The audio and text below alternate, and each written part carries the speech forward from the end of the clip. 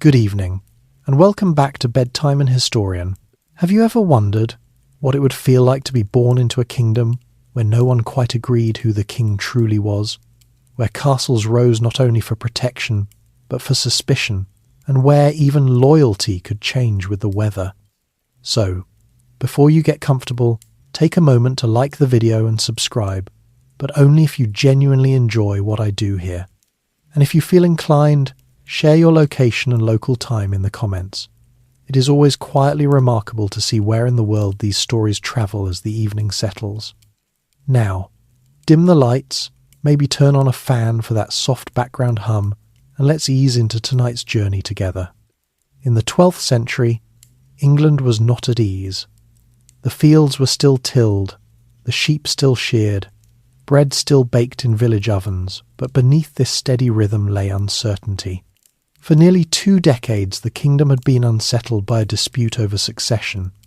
Noble families fortified their lands, mercenaries crossed the channel for coin, oaths were sworn and quietly broken. The conflict that shaped this generation did not begin with Henry himself, but with his grandfather, Henry I. When that king's only legitimate son drowned in the wreck of the White Ship, the problem of succession did not seem urgent at first. There was time, there were daughters, there were alliances to be made. Yet when Henry I died, the crown did not pass smoothly. Instead, England entered what later writers would call a period of anarchy. It was not chaos in the sense of constant battle everywhere, but it was instability. The throne was claimed by Stephen of Blois, a nephew of the late king, who moved swiftly to secure support among bishops and nobles. Across the channel stood another claimant, the king's daughter Matilda, widow of the Holy Roman Emperor and wife to Geoffrey of Anjou. This dispute did not concern only crowns and ceremony. It affected how justice was administered, how taxes were collected, how safe a traveller might feel on a muddy road between towns. Royal authority weakened. Local barons built unauthorised castles. Disputes that might once have been settled in a royal court were now decided by private force. It was into this unsettled world that Henry, the future Henry II, was born. He did not arrive in a grand palace in England, but in Le Mans, in the county of Anjou. His father, Geoffrey Plantagenet, was a careful and determined man. His mother, Matilda, was resolute and unbending. Between them stood England, claimed but not yet secured. Henry's earliest years unfolded against the backdrop of civil war. While he was still a child, his mother sailed to England to press her claim. Battles were fought, fortunes shifted. There were moments when Matilda seemed close to triumph. She was even acknowledged in London as Lady of the English. Yet her manner, firm and unsparing, won her fewer allies than she needed. Support faded. Stephen regained ground. For ordinary people, the war was experienced not in grand speeches, but in shortages and fear. Harvests could be interrupted by marching soldiers. Livestock might be taken for provisions. Coinage became unreliable. The church, often the most stable institution in medieval life, struggled to maintain order while bishops weighed their loyalties. In towns, craftsmen continued their work. Blacksmiths shaped horseshoes. Weavers laboured at looms.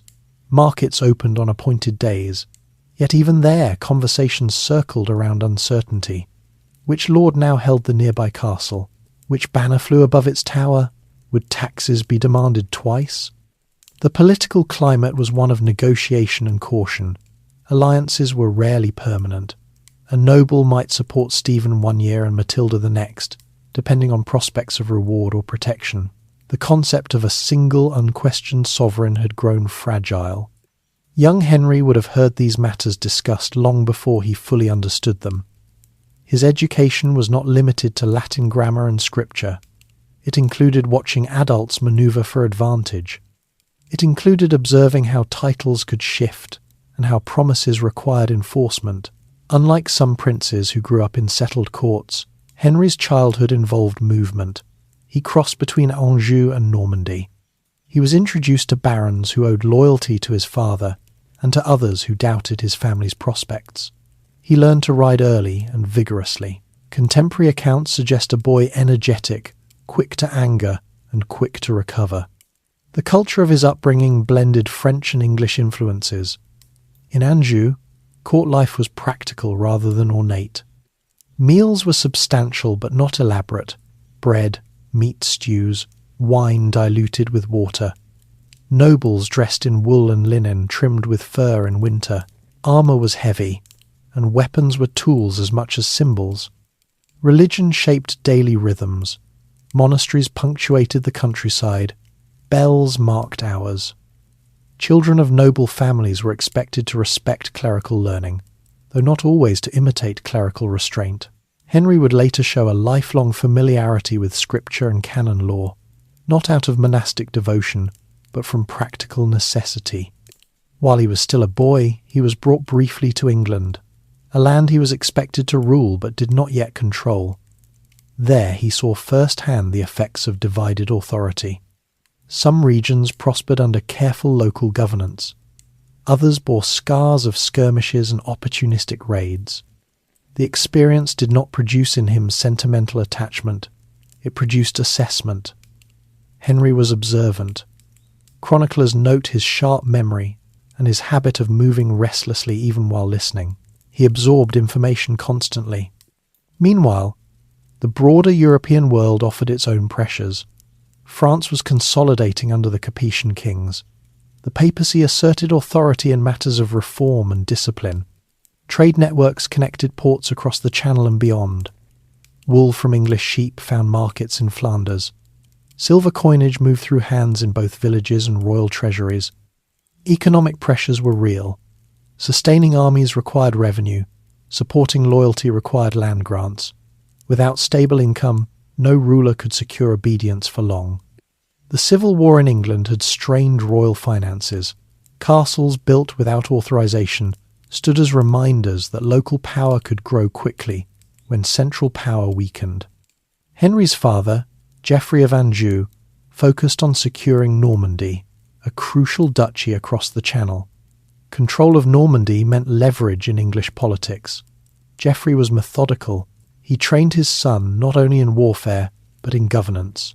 Stewardship of lands, negotiation with vassals, and management of disputes were daily concerns.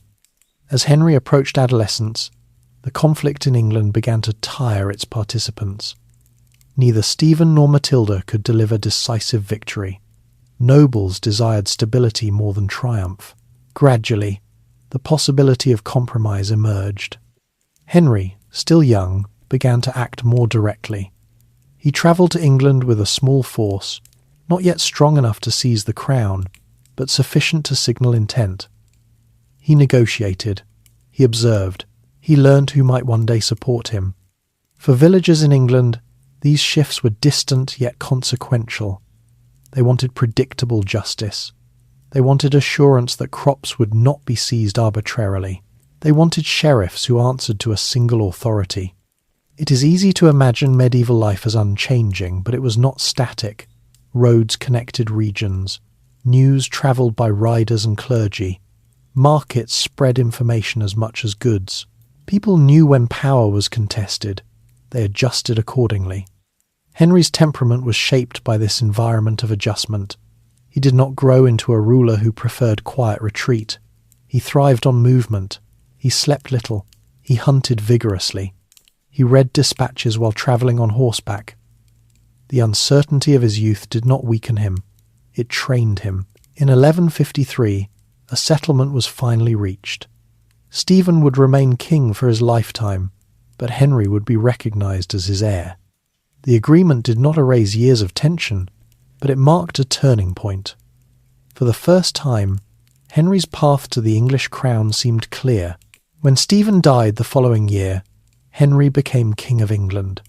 He was 21 years old. He inherited not a peaceful kingdom, but one weary of disorder. The young king faced immediate tasks. Unauthorized castles needed dismantling. Royal revenues required restoration.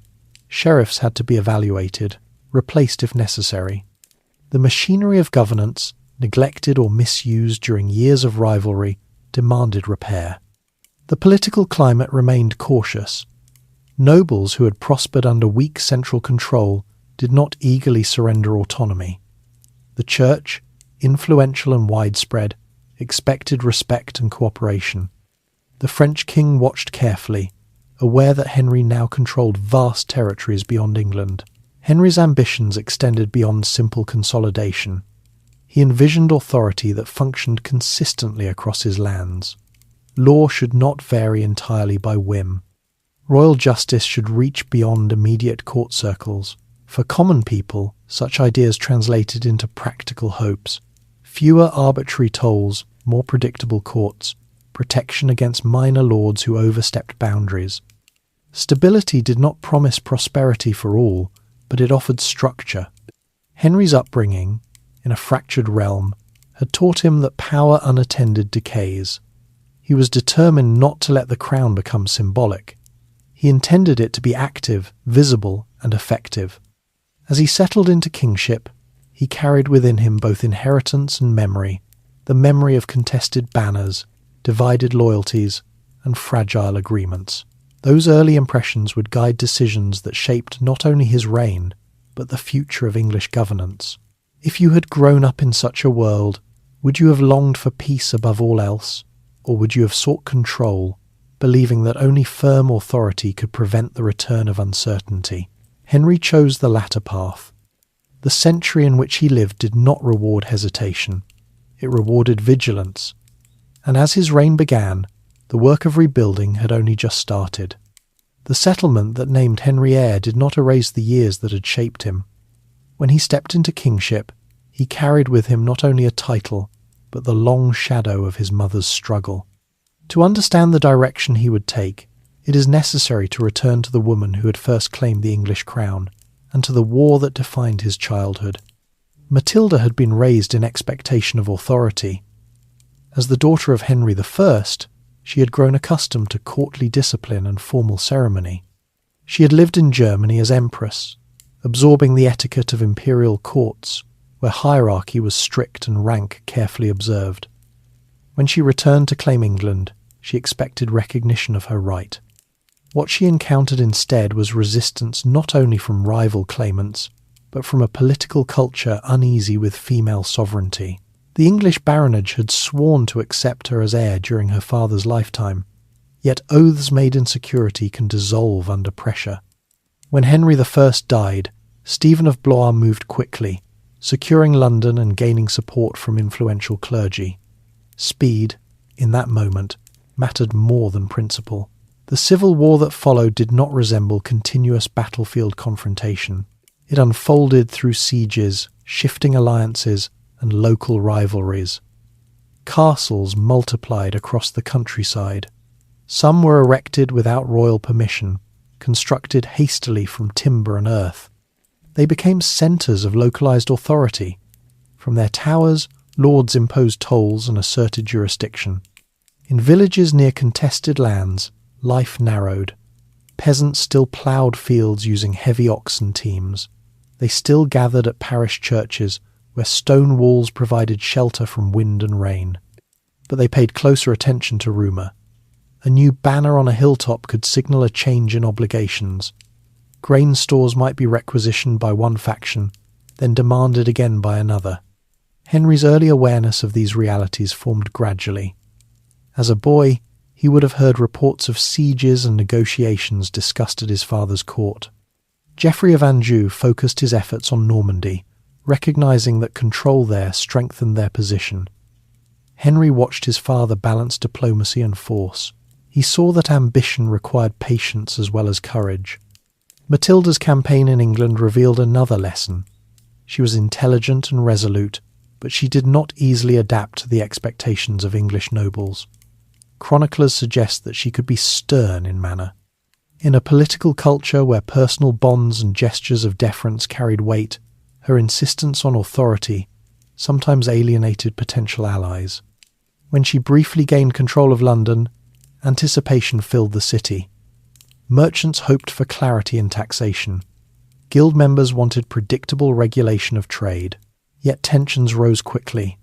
The city, accustomed to negotiating privileges, resisted perceived rigidity. support shifted once more. Young Henry observed not the triumph of a single victory, but the pattern of advance and retreat. He learned that securing a throne involved more than asserting right. It required understanding how different groups, clergy, nobles, townspeople, evaluated their own interests. Across the Channel, Anjou presented a different political atmosphere. There, Henry's father ruled with firmer control.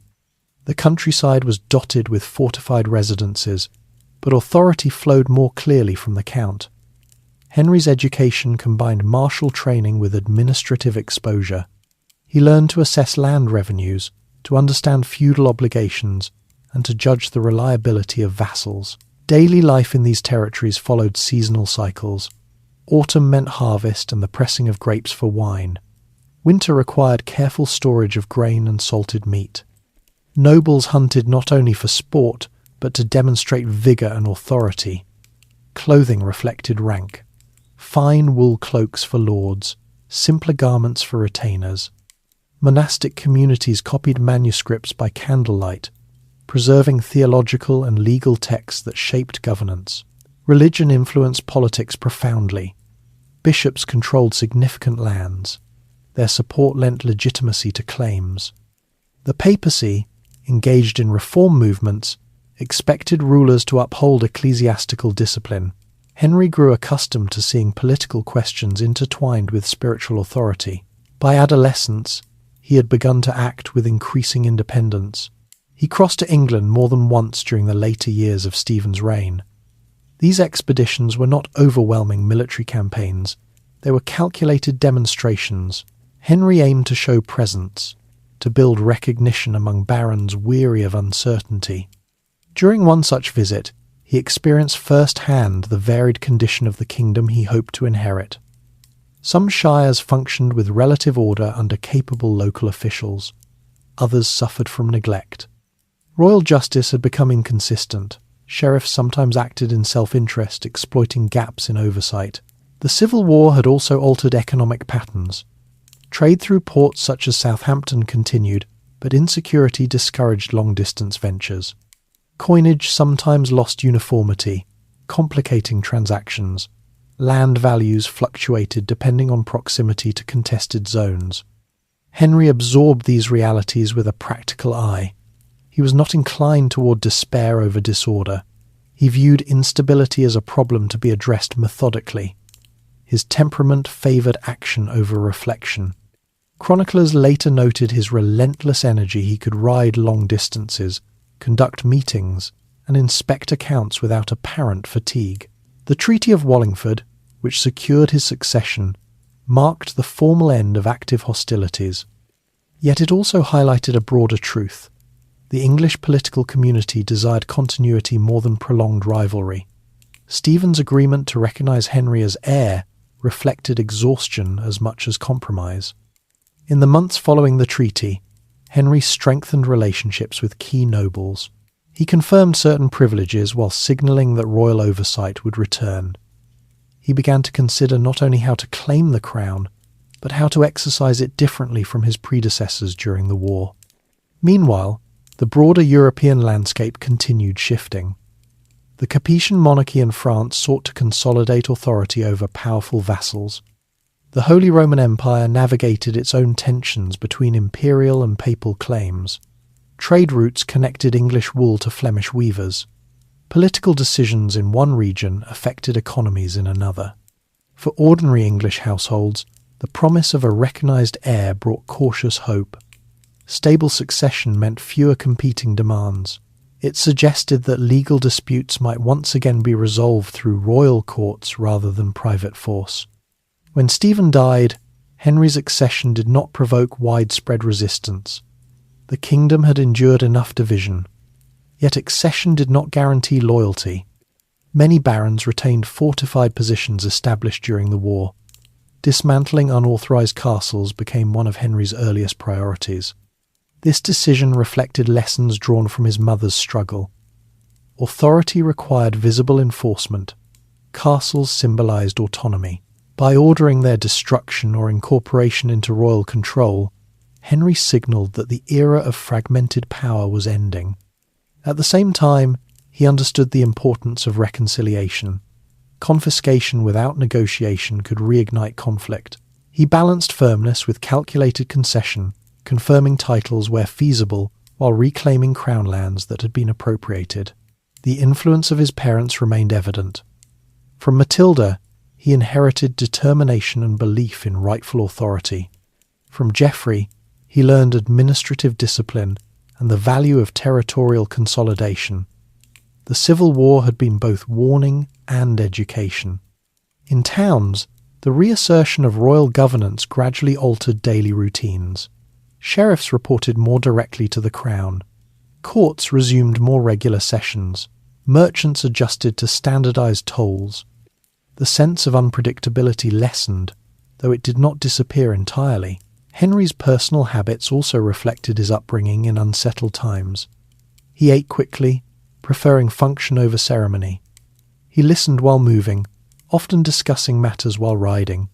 He valued information, seeking reports from distant shires and foreign courts alike. The Civil War had revealed how fragile institutions could become when neglected. Henry resolved to reinforce them. Yet the effort would not be simple. Rebuilding trust required consistency. Nobles accustomed to semi-independence did not easily relinquish influence. Still, compared to the years of contested rule, the kingdom began to feel more anchored. The church cautiously welcomed restored order, hoping for cooperation in reform.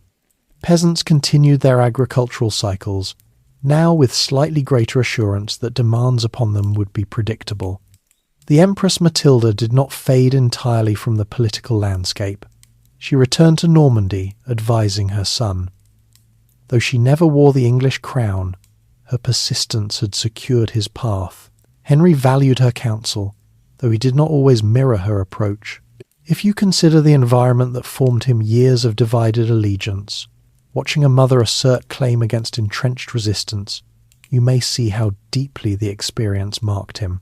Stability, to Henry, was not inherited. It was constructed. By the time he settled into the routines of kingship, the lessons of civil war were etched firmly into his method of rule. He would not rely solely on personal loyalty. He would seek structures capable of enduring beyond individual charisma. The boy who had moved between courts during a kingdom's uncertainty had become a king determined to prevent its return. Yet even as he strengthened his position, new complexities awaited him: alliances through marriage, rivalries within his household, and tensions with institutions that did not easily submit to royal design. The Civil War had shaped his beginning. It had taught him vigilance. It had shown him the cost of contested authority, but it had not shown him everything. The years ahead would test whether lessons learned in youth could sustain a ruler facing challenges far beyond those of his childhood. By the time Henry reached his mid-teens, he had already seen more shifting courts and guarded halls than many men twice his age. His childhood had not unfolded in a single settled palace, but across territories that required constant negotiation. This movement did more than broaden his experience. It sharpened his judgment. A boy who observes several courts learns quickly that customs vary, but ambition rarely does. In Normandy, he witnessed the careful administration of ducal lands. Revenues were recorded. Feudal obligations were tallied.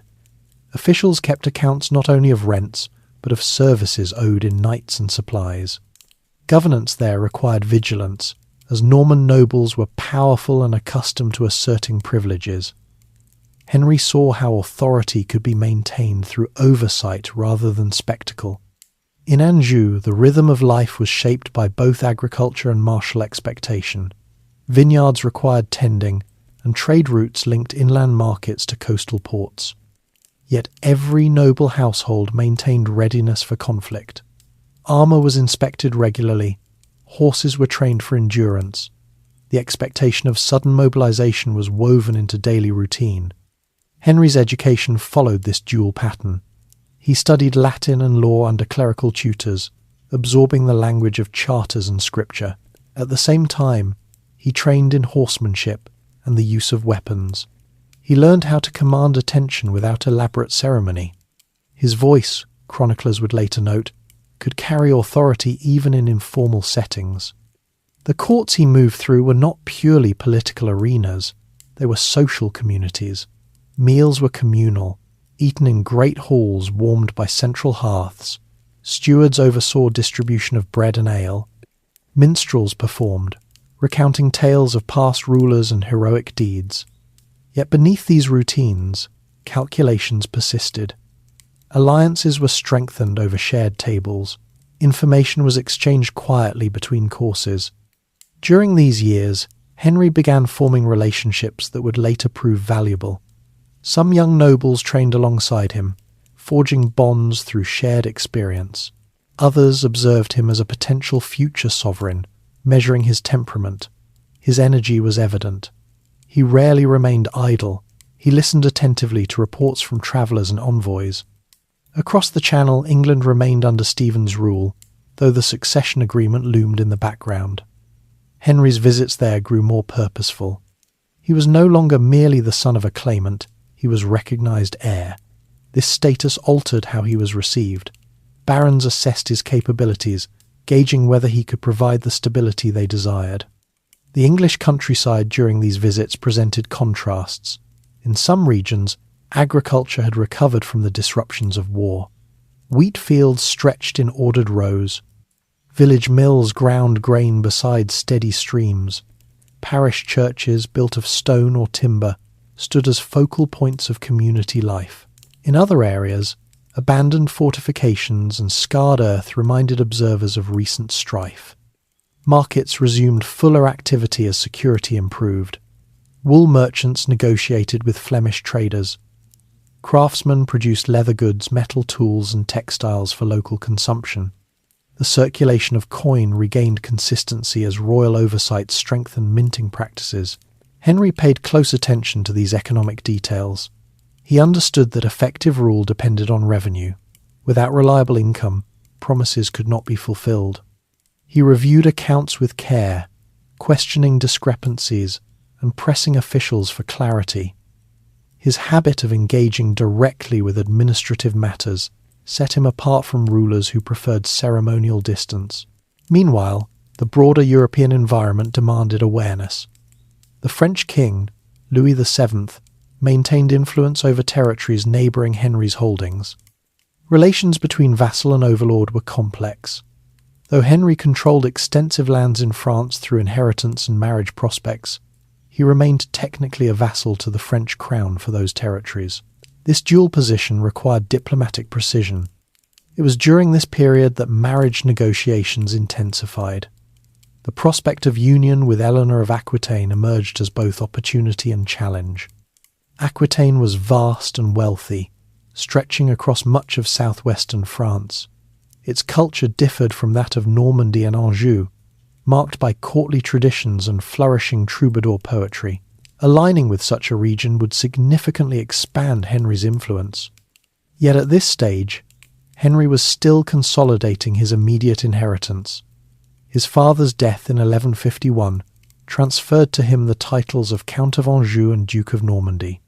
The responsibilities were substantial. He had to secure loyalty, oversee justice, and maintain defence across territories that did not always share uniform customs. Assuming these roles before claiming the English crown provided practical experience, he issued charters confirming rights. He mediated disputes among vassals. He inspected fortifications and ensured garrisons were adequately provisioned. Governance was not abstract theory. It was continuous engagement. Daily life in his courts reflected his pragmatic style. He often preferred informal settings for discussion. He ate with his household knights rather than withdrawing into isolation. His clothing, though appropriate to rank, was not excessively ornate. Chroniclers suggest he valued function over display.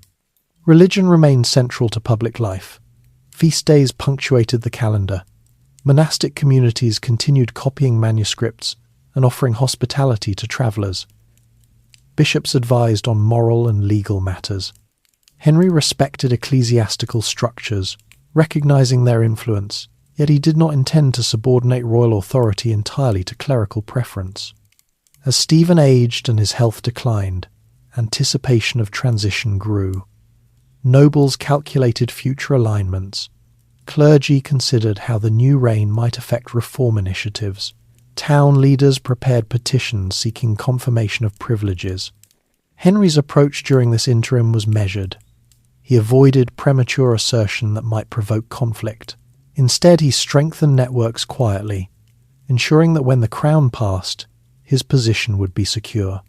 When the time came and Stephen died in 1154, Henry crossed to England with deliberate confidence.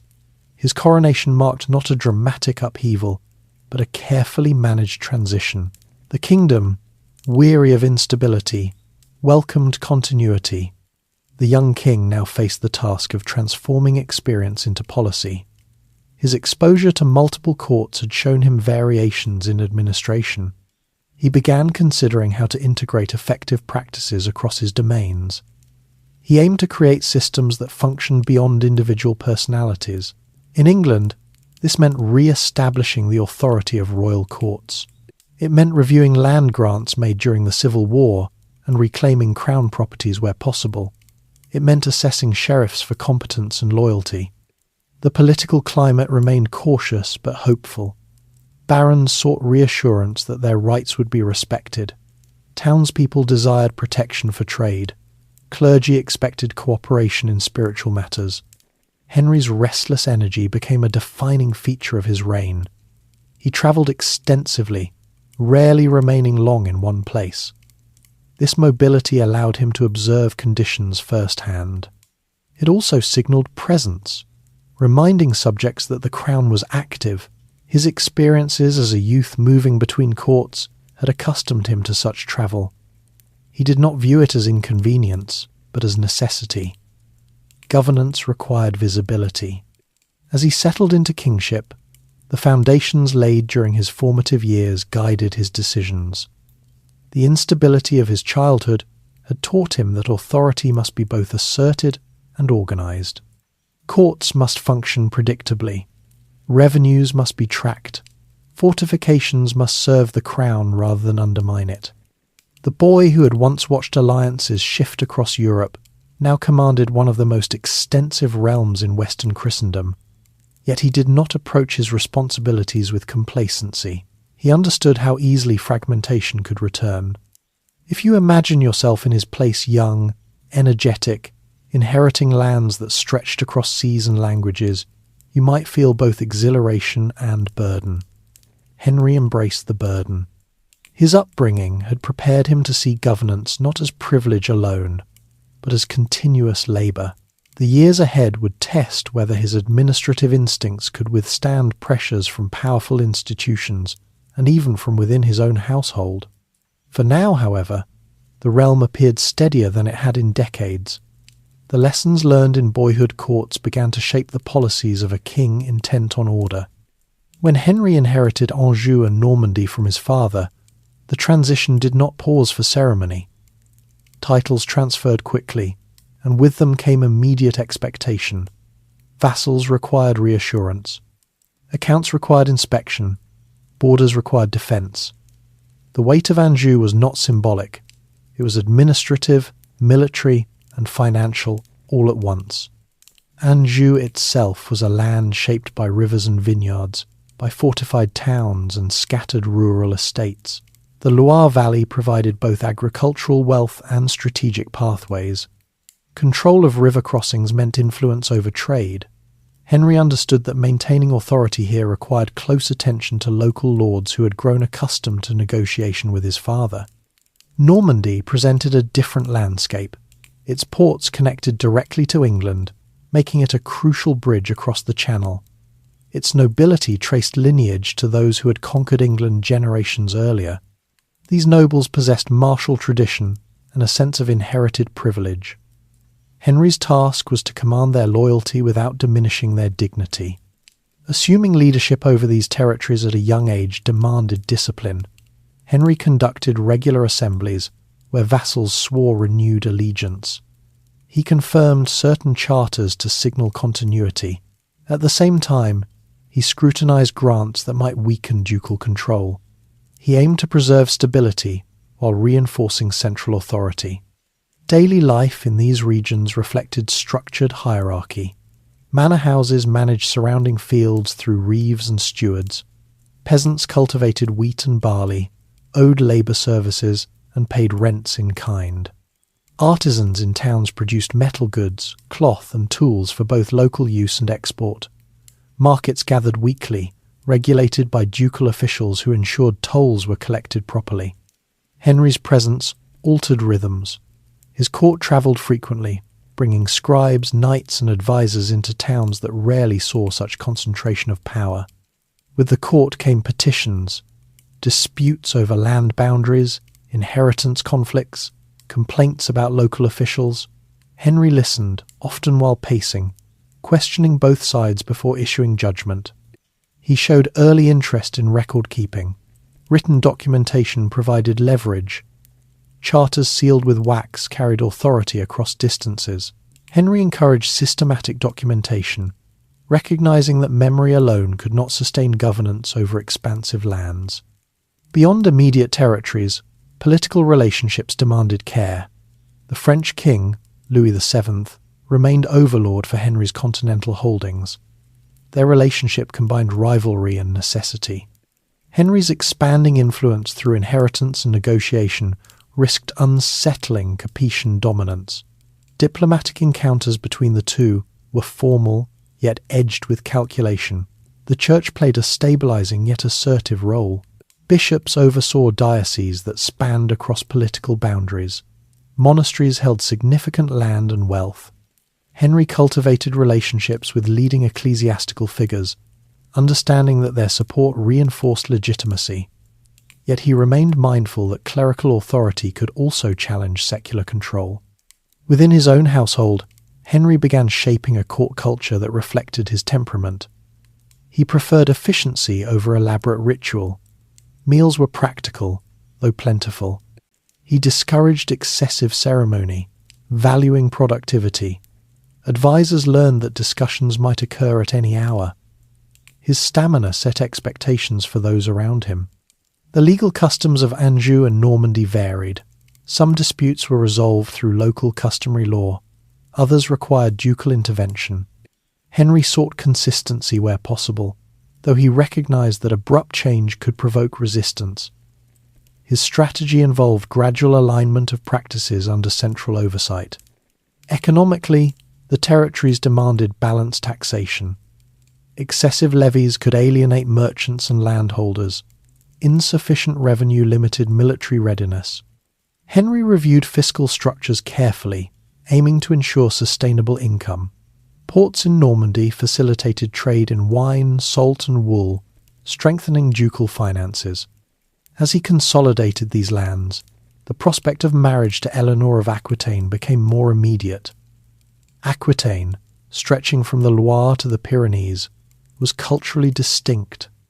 Its courtly traditions, influenced by Occitan language and troubadour poetry, contrasted with the more austere northern courts Henry knew. Marriage would not simply unite lands, it would merge differing political cultures.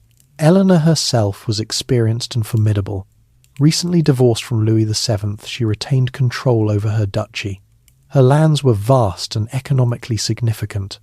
For Henry, the union promised territorial expansion that would eclipse that of many European rulers. Yet marriage also introduced complexity. Aquitaine's nobles were accustomed to relative autonomy under a powerful duchess. Integrating this region into a broader framework of governance required sensitivity. Henry prepared for this challenge even before the marriage was formalized. During this period, he travelled frequently between his continental territories and England. Each journey reinforced his identity as ruler of a cross-channel dominion.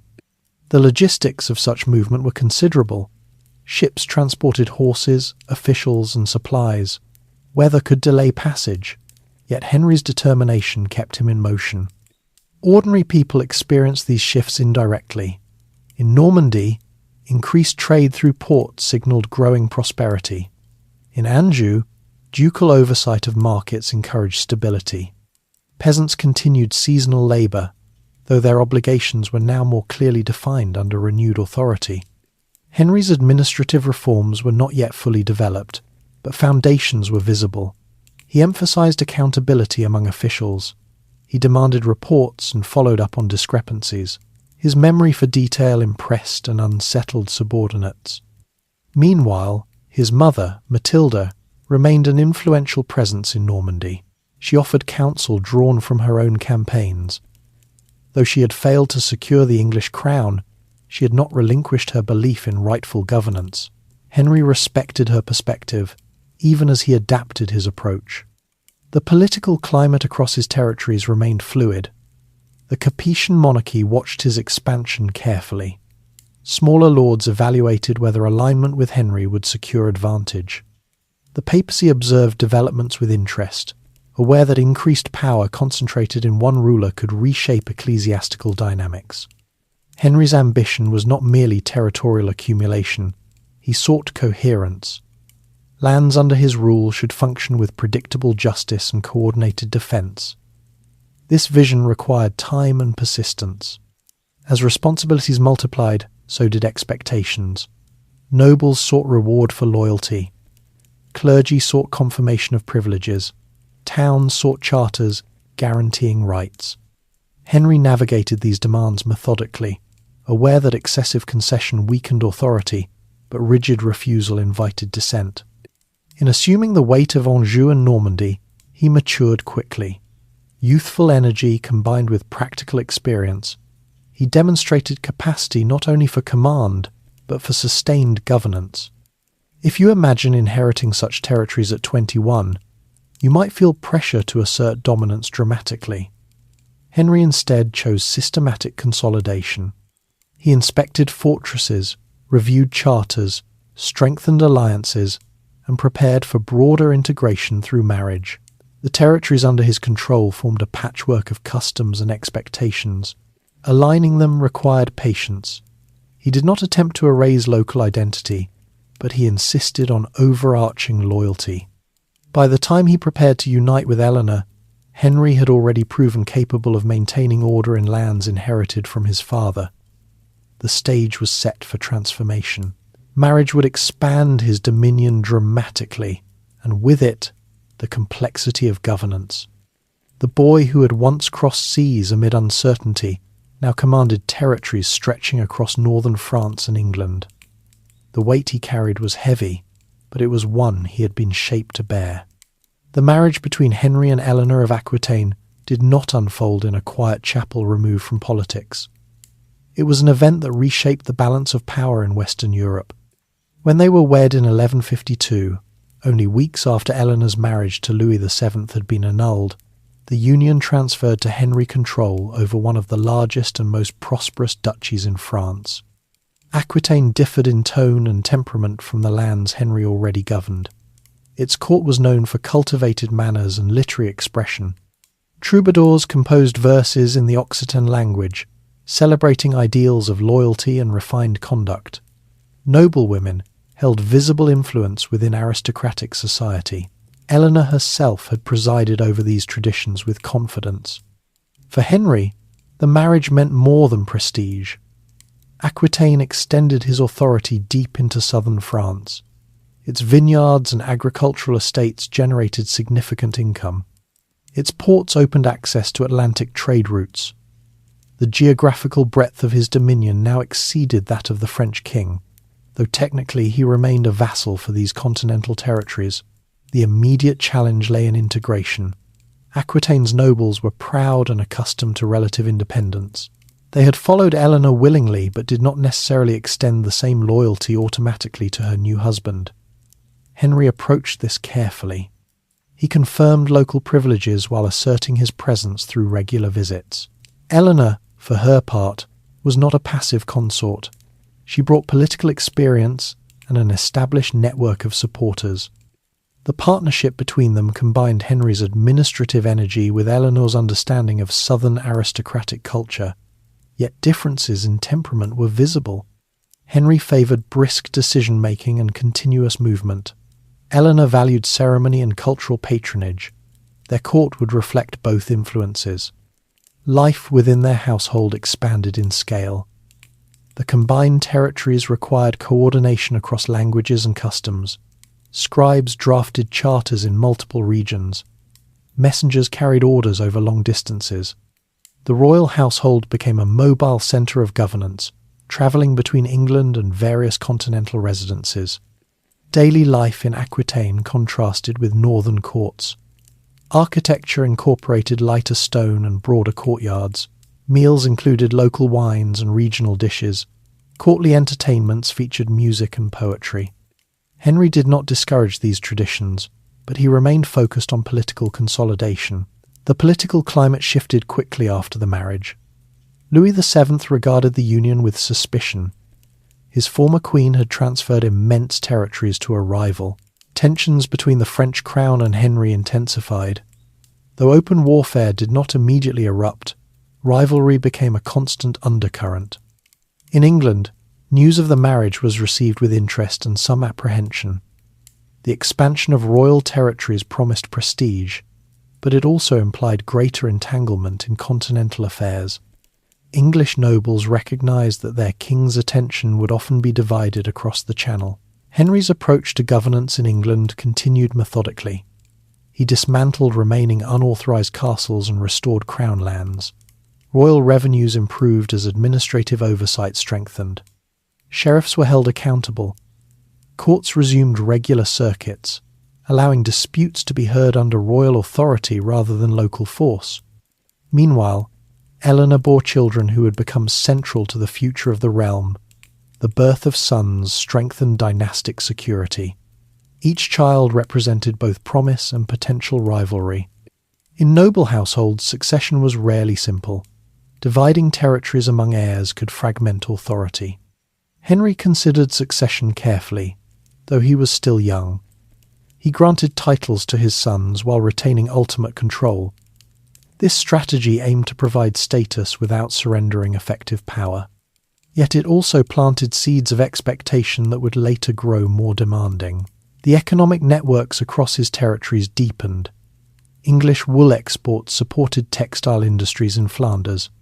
Wine from Aquitaine travelled north. Ports bustled with activity. Merchants required predictable tolls and safe passage. Henry's insistence on consistent oversight encouraged trade expansion. Religious institutions remained influential. Monasteries across his lands benefited from royal patronage. Henry founded and supported abbeys, recognizing that spiritual legitimacy reinforced temporal authority. At the same time, he expected cooperation in matters of justice and administration. The household of Henry and Eleanor was large and varied. Knights, clerics, stewards, cooks, scribes, and attendants travelled with them. The rhythm of court life followed both political necessity and seasonal movement. Winter often meant longer stays in fortified residences. Summer facilitated travel and inspection tours. Henry's personal habits remained unchanged by expanded status. He preferred active engagement to ceremonial display. He often reviewed documents while standing, questioning advisors rapidly. His appetite for information was constant. Eleanor's influence introduced a degree of refinement to courtly presentation, though not enough to alter Henry's fundamental approach. Aquitaine itself required attentive governance. Some nobles tested boundaries, assessing whether Henry would enforce authority as firmly in the south as in Normandy. He responded decisively when necessary, demonstrating that the duchy was not exempt from centralized oversight. The relationship between Henry and Eleanor combined cooperation and complexity. Both were strong-willed. Both understood power. Their marriage was political as well as personal. They shared ambition for their children and for the stability of their combined territories. For ordinary people across their domains, the union had practical implications. Increased stability along trade routes encouraged commerce. Royal courts offered avenues for dispute resolution. Yet taxation remained necessary to fund military readiness and administrative expansion. As Henry's empire stretched from the Scottish border to the Pyrenees, contemporaries began to recognise its scale. It was not an empire in formal title, but in scope it rivaled many established realms. Governing such breadth required relentless attention. Henry did not delegate lightly. He appointed capable officials but retained close oversight. His mobility allowed him to appear unexpectedly, reinforcing accountability. This style, though effective, demanded stamina from those around him. The marriage to Eleanor marked a turning point. It elevated Henry's position within European politics. It also introduced complexities that would reverberate through his reign, particularly as their children matured and sought roles within the vast territories. If you imagine the responsibility of uniting such diverse lands, each with its own customs, dialects, and expectations, you might sense the delicate balance required. Henry believed that coherence could be achieved through persistent administration rather than grand declaration. The empire he now commanded was expansive and dynamic. It required vigilance to maintain unity. Marriage had expanded his reach dramatically, but it also tied his fortunes more closely to continental rivalries. As he and Eleanor established their joint court, the foundations of a powerful dynasty were laid. Yet power accumulated also meant scrutiny intensified. The next stage of Henry's reign would involve not only maintaining control, but refining the mechanisms through which that control operated. The union of Anjou, Normandy, Aquitaine, and England created a realm that demanded structure. Henry's ambition turned increasingly towards systematizing justice and reinforcing royal authority in ways that would outlast personal alliances. The marriage had reshaped Europe's map. Now, Henry faced the task of ensuring that the vast territories united under his name functioned as more than a collection of lands they needed to operate as a coordinated dominion guided by his relentless oversight. When Henry was crowned King of England, the ceremony itself was brief compared to the labour that followed. Oil was applied, oaths were spoken, and the crown was placed upon his head. Yet the ritual did not secure obedience on its own.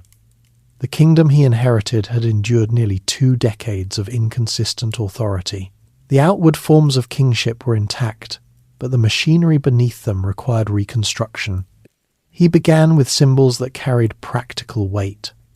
Unauthorized castles, those erected during the Civil War without royal approval, were inspected and often dismantled. Some were integrated into the crown's network of fortifications. Others were destroyed outright. This was not merely architectural correction. Castles represented autonomous power.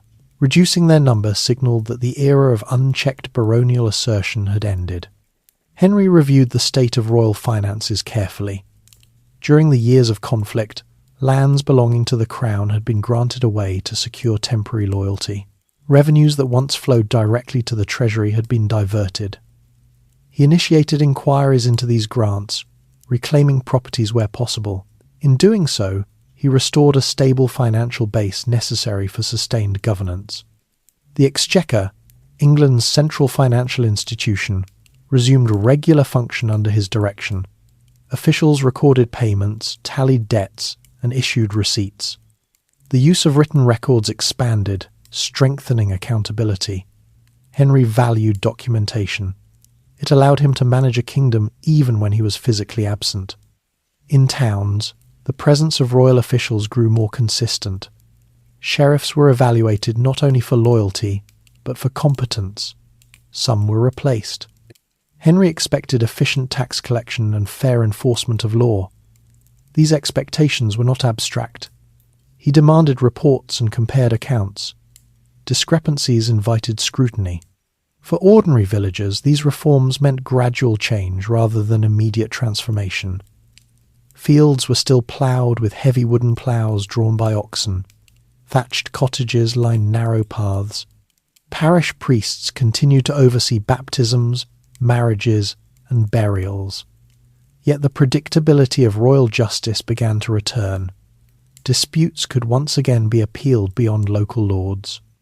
The political climate remained cautious. Barons, who had expanded influence during the Civil War, watched the king's actions closely. Henry did not seek confrontation unnecessarily, but he did not retreat from assertion. He summoned nobles to court, reaffirming bonds of fealty. Attendance was not optional. It reinforced hierarchy.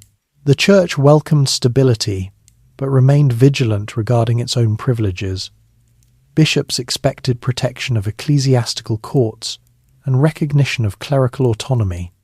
Henry acknowledged the importance of spiritual authority, yet he maintained that royal justice applied broadly. His style of governance was intensely personal. He travelled frequently across England, rarely remaining in one place for long. This mobility allowed him to observe conditions firsthand. It also discouraged complacency among officials, who never knew when the king might appear. Court life reflected this pace. Meals were efficient. Discussions extended late into the evening. Henry listened to petitions while moving, sometimes pacing as he spoke. He valued speed in decision-making, though not at the expense of accuracy. Economic life in England benefited from restored stability. Trade routes between towns grew safer. Merchants transported wool, grain, and manufactured goods with reduced fear of arbitrary tolls. Ports such as London and Bristol saw steady traffic. Coinage regained consistency under renewed royal oversight. Henry's ambitions extended beyond restoring pre-war conditions. He sought to strengthen royal authority in ways that prevented similar fragmentation in the future. Law would become central to this effort. Royal courts needed not only to function, but to project fairness and reach.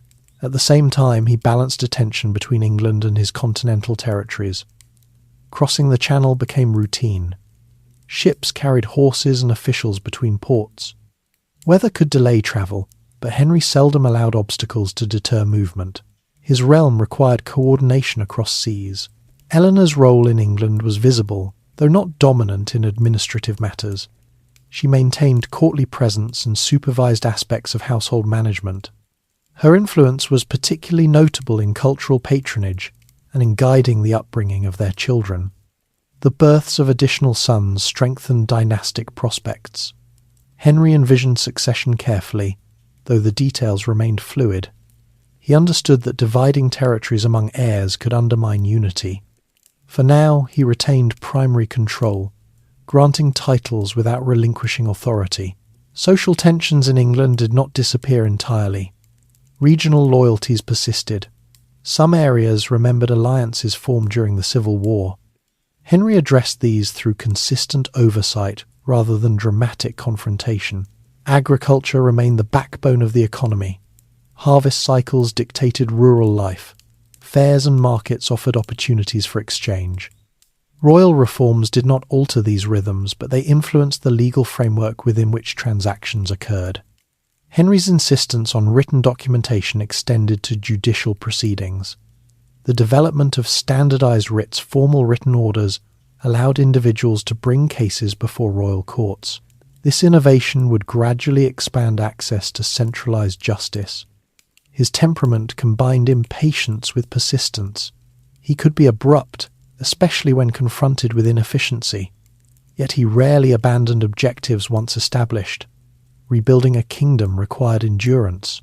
Relations with France required equal vigilance.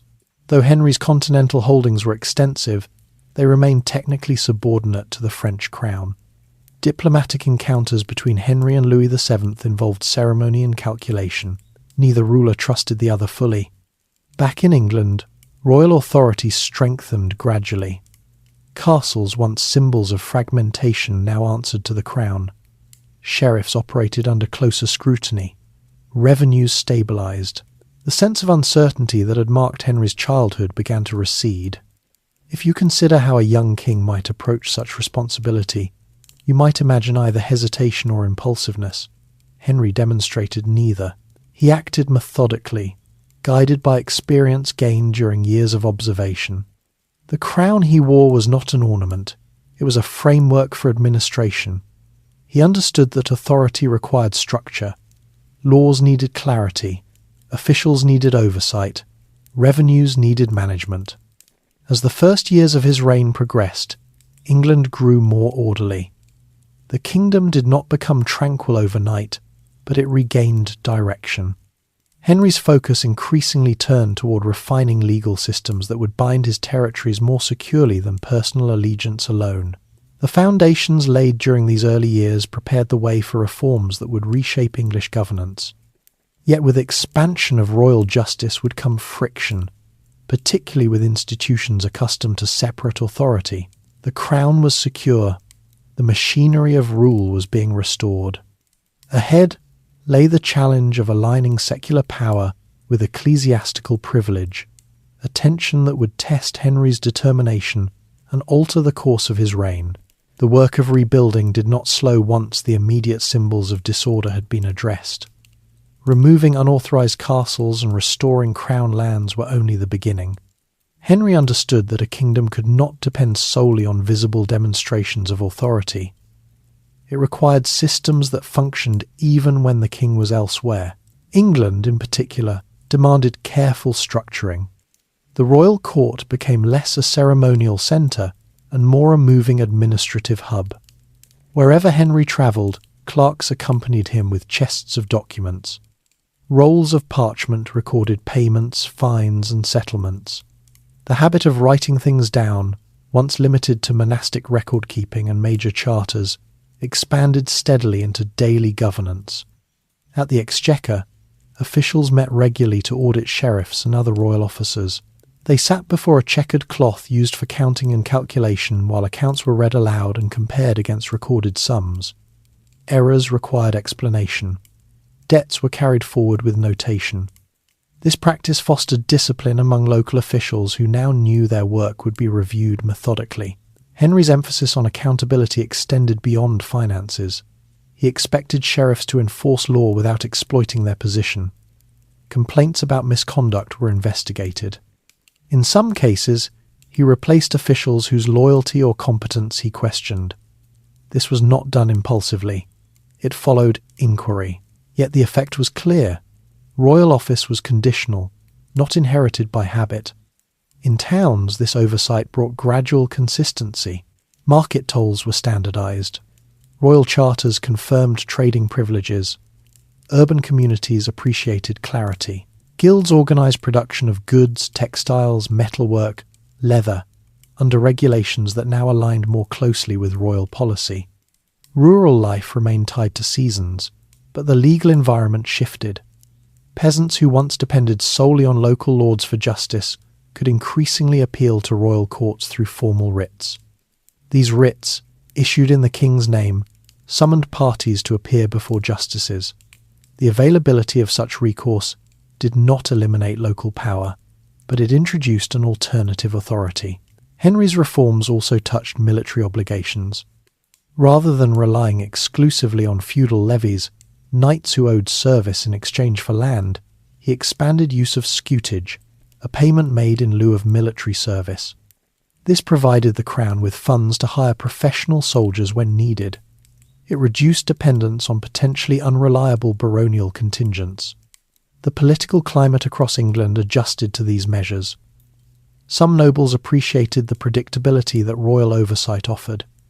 Others viewed increased centralization with caution. Henry navigated these reactions with characteristic pragmatism.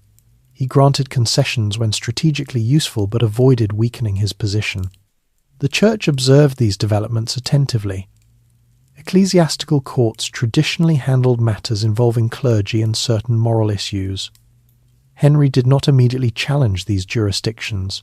However, his broader aim of consistent royal justice implied eventual overlap. Tension, though not yet open, began to form. Henry's personal schedule reflected relentless engagement. He rose early, often before dawn. He attended Mass, but did not linger in prolonged contemplation. Meetings filled the day, discussions of land disputes, military preparedness, and diplomatic correspondence. Meals were taken quickly. He preferred efficiency over elaborate display. Eleanor's presence added stability to court life, particularly during Henry's frequent absences on the continent. She supervised aspects of administration in England and maintained relationships with influential nobles. Her court preserved elements of refinement that contrasted with Henry's brisk style, yet the two approaches complemented rather than contradicted one another at this stage. Across the Channel, Henry continued overseeing Normandy and Anjou.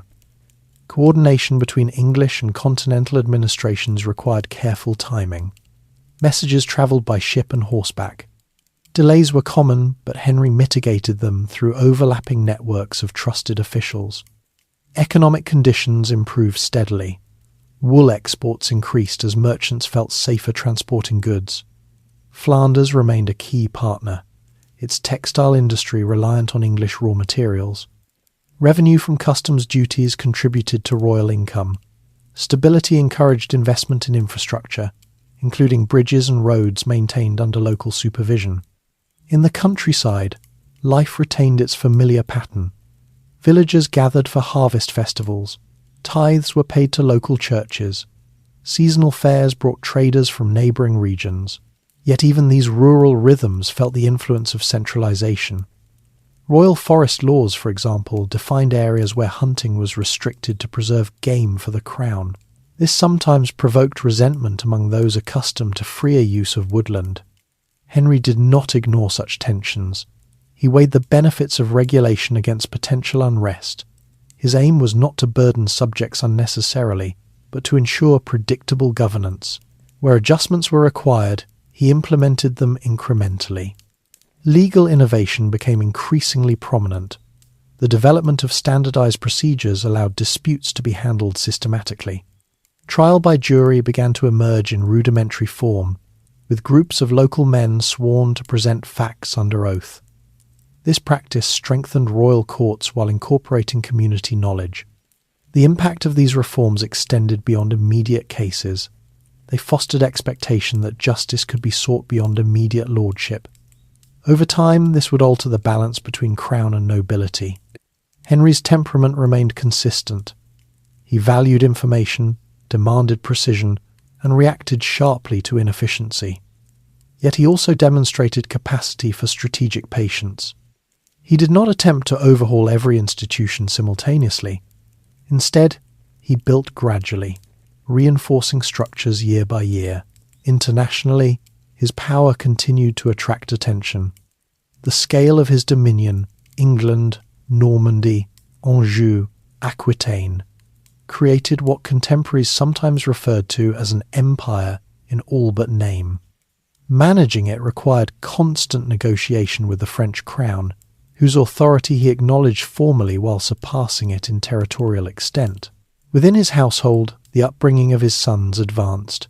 Tutors instructed them in Latin, law, and martial skills. Henry intended them to inherit positions of status, but he was cautious about dividing effective power prematurely. He had witnessed how fragmentation could weaken a realm.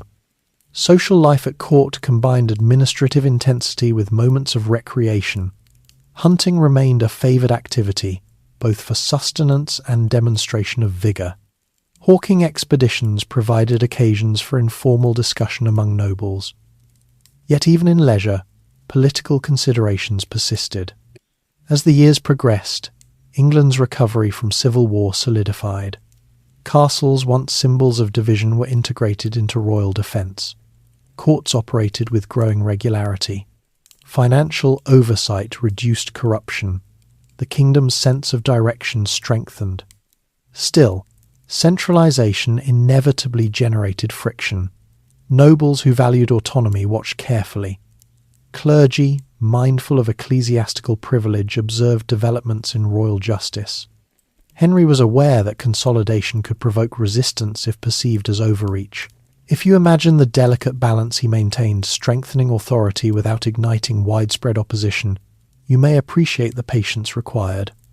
Henry did not seek popularity. He sought durability.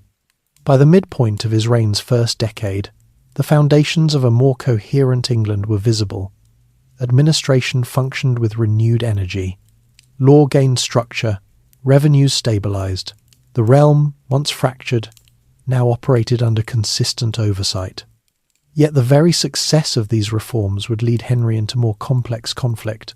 As royal justice expanded, questions arose regarding the boundary between secular and ecclesiastical authority. The king's determination to assert consistent governance would soon encounter a formidable opponent from within the church itself. For now, however, the reconstruction of a broken kingdom stood as a testament to Henry's formative experiences. The boy, shaped by civil war, had become a ruler intent on preventing its return. He believed that structured authority could secure peace more effectively than personal charisma alone. The quiet transformation underway in England during these years did not produce dramatic spectacle. It produced something more enduring, a framework of governance capable of sustaining authority across generations. And as that framework strengthened, the next challenge emerged not from distant borders, but from within the very institutions that had helped legitimize his crown. As royal administration grew more confident, Henry's attention turned increasingly toward the structure of law itself. Restoring order after civil war had required decisive action, but sustaining that order required consistency. He did not believe justice should depend solely on the temperament of individual lords. It needed to function across counties, under procedures recognised beyond local custom. The English legal landscape he inherited was layered and uneven.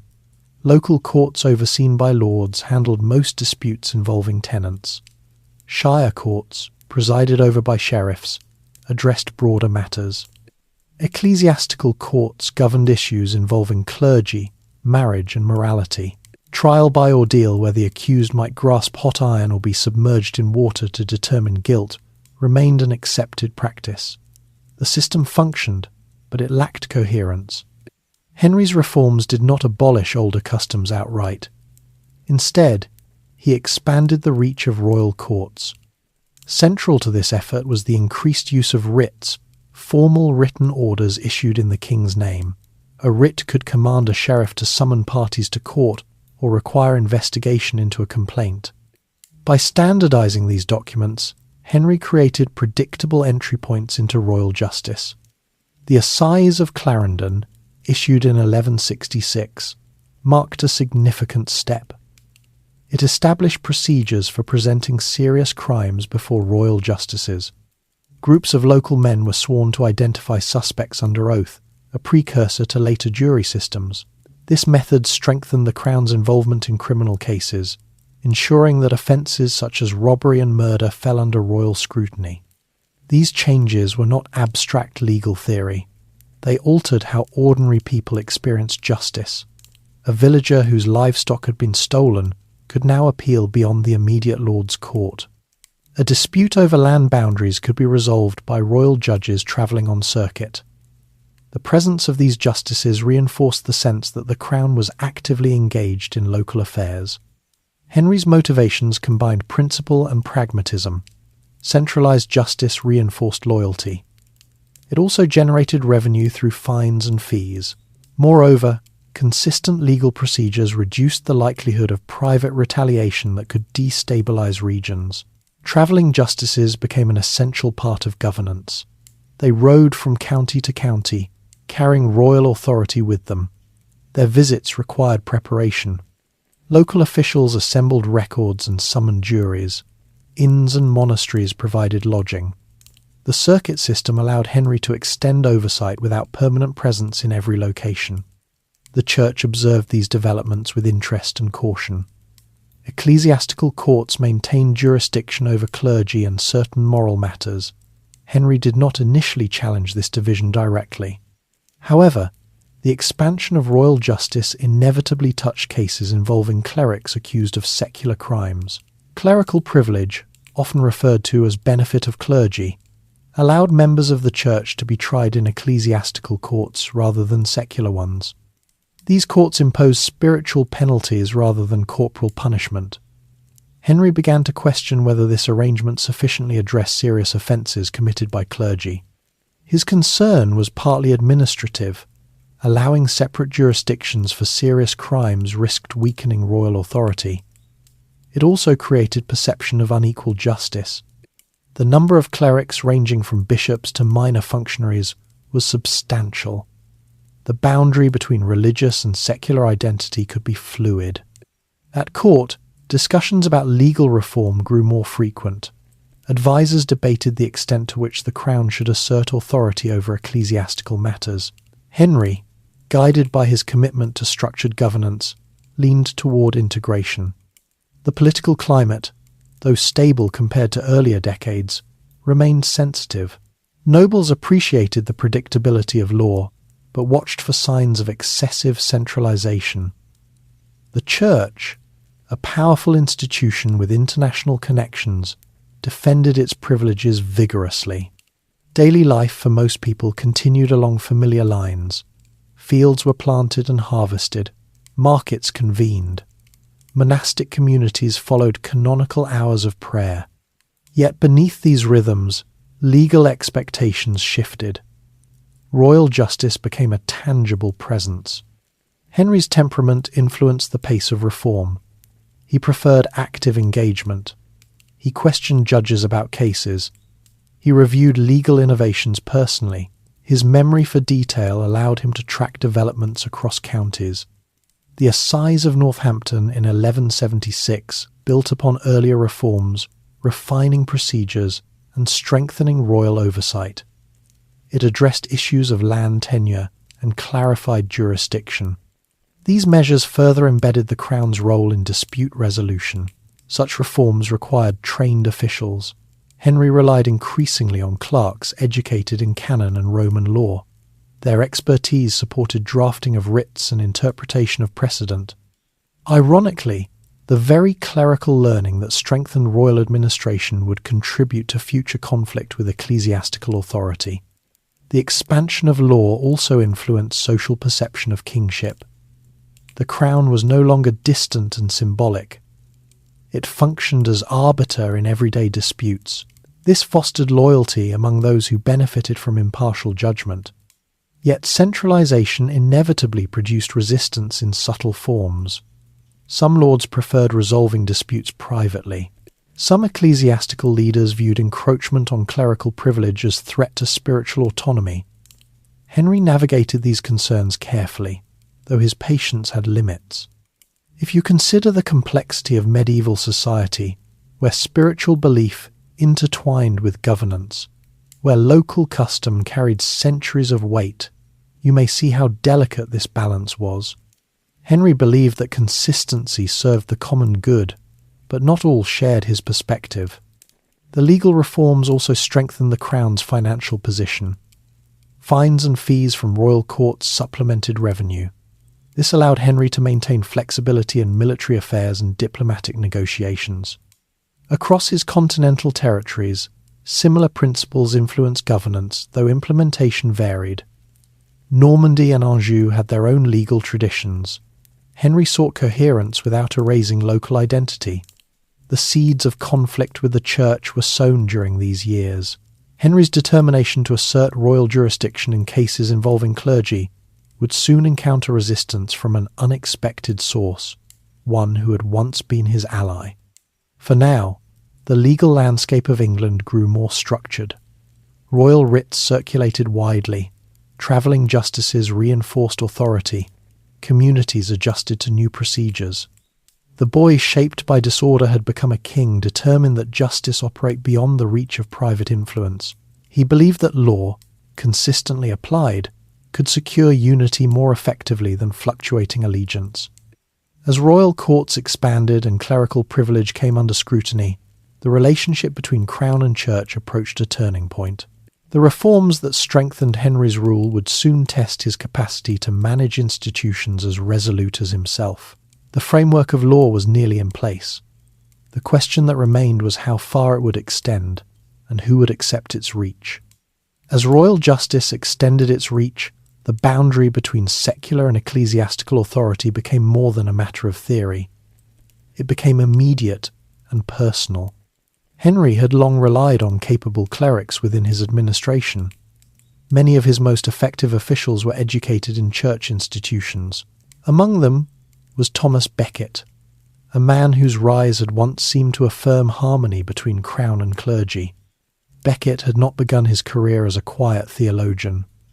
He was trained in law and administration, skilled in negotiation, and accustomed to courtly life. Henry appointed him Chancellor of England, entrusting him with significant responsibility. In that role, Becket demonstrated efficiency and loyalty. He managed royal finances, oversaw diplomatic missions, and shared the king's demanding pace. Their partnership appeared strong. They travelled together, hunted together, and collaborated on governance. Henry valued Becket's intellect and energy. When the Archbishopric of Canterbury became vacant in 1162, Henry made a decision that seemed practical. He appointed Becket to the position, expecting continuity and cooperation. The appointment altered Becket's orientation in ways Henry had not anticipated. Upon becoming Archbishop, Becket embraced the spiritual duties of his office with seriousness. He adopted more austere habits, reduced his participation in courtly life, and began to defend ecclesiastical privileges with determination. The issue that crystallized tension involved the trial of clerics accused of serious crimes. Henry believed that clergy who committed offences such as murder or theft should face punishment in royal courts after ecclesiastical proceedings. Becket maintained that clerics should remain subject solely to church jurisdiction. To him, allowing secular courts to punish clergy infringed upon spiritual autonomy. The dispute was not simply personal disagreement, it reflected broader currents within medieval Christendom. The Church, influenced by reform movements emphasizing clerical independence, sought to maintain clear separation from secular control. Kings across Europe navigated similar tensions, though each case unfolded differently. In England, the conflict intensified during assemblies convened to clarify legal boundaries. At Clarendon in 1164, Henry presented a set of customs later known as the Constitutions of Clarendon, aimed at defining the relationship between royal and ecclesiastical courts. These customs asserted the Crown's authority in certain procedural matters involving clergy. Becket initially appeared to assent, then hesitated. His reluctance deepened mistrust.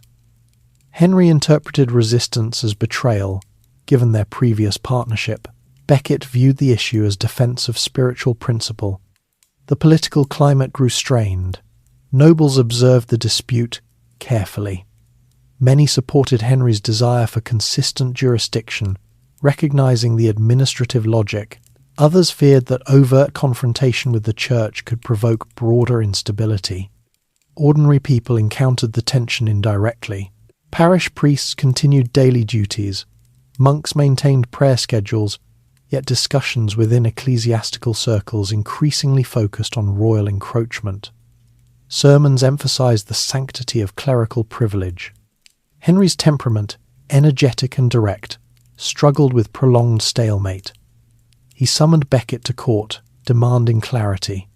The Archbishop responded with measured argument rather than submission. Their exchanges, though not preserved in verbatim detail, reveal widening distance. Ultimately, Becket fled England, seeking refuge in France under protection of the Pope. His exile transformed a domestic dispute into an international concern. The papacy, balancing relationships with European rulers, approached the matter cautiously. Henry faced not only internal dissent but diplomatic complication. During Becket's absence, Henry continued governing vigorously. Legal reforms progressed. Administration remained active, yet the unresolved conflict lingered. It affected perceptions of the king's authority. Critics framed the issue as spiritual integrity versus secular ambition.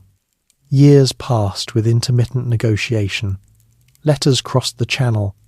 Envoys attempted mediation. Henry's patience waned. He valued resolution. The prolonged impasse challenged his preference for decisive outcomes. In 1170, a tentative reconciliation occurred. Becket returned to England. For a brief period it seemed the dispute might subside, yet tensions quickly resurfaced over appointments and excommunications. The atmosphere was charged with suspicion. Henry, then in Normandy, received reports of renewed defiance.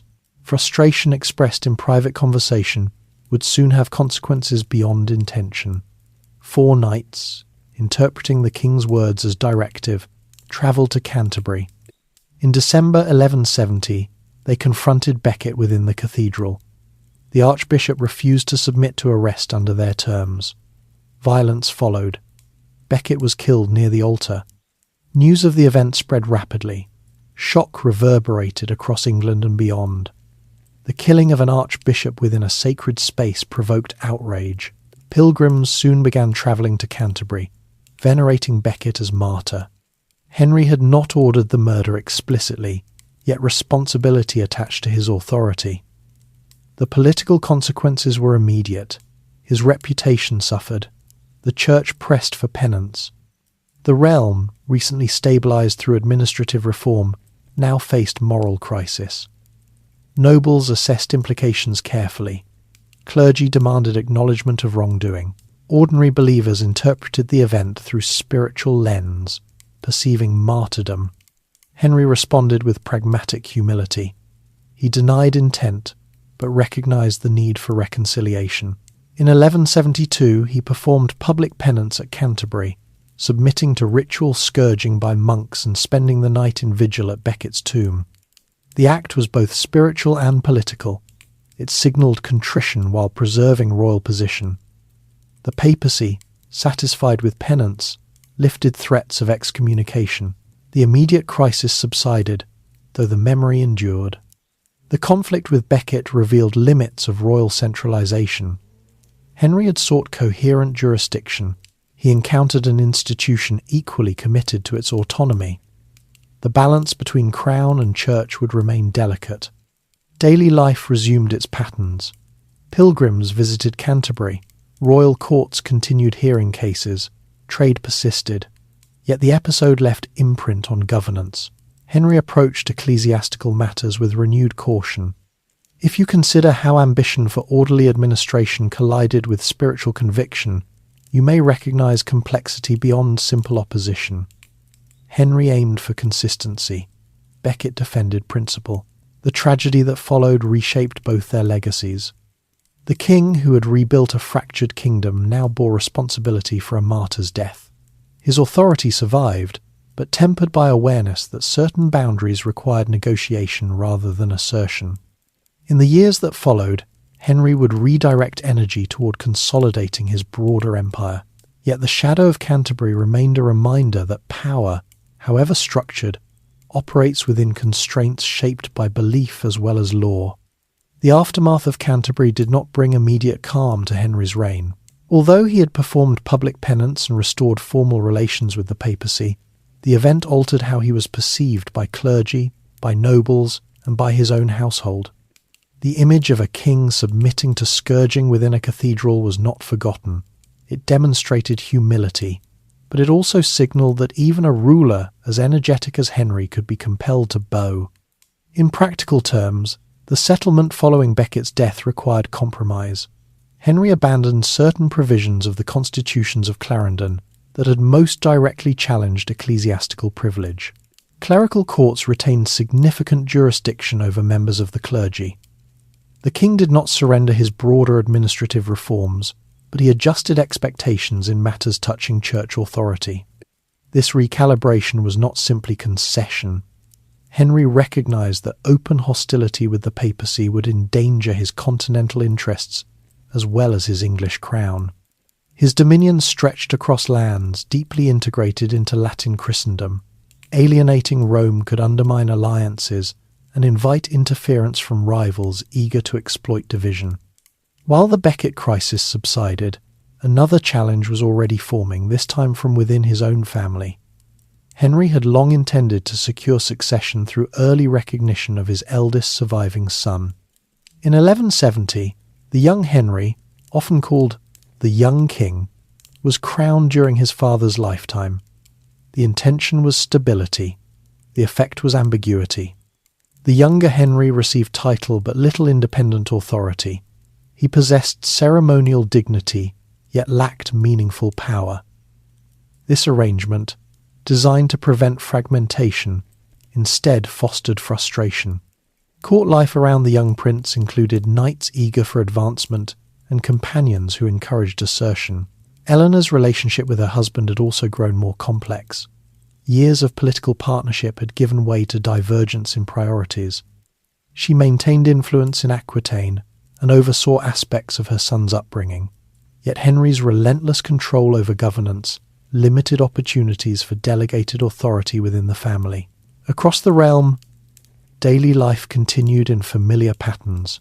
Harvests were gathered, markets operated under standardized tolls, royal justices travelled circuits, yet within the Plantagenet household, tension grew quietly. In 1173, matters escalated.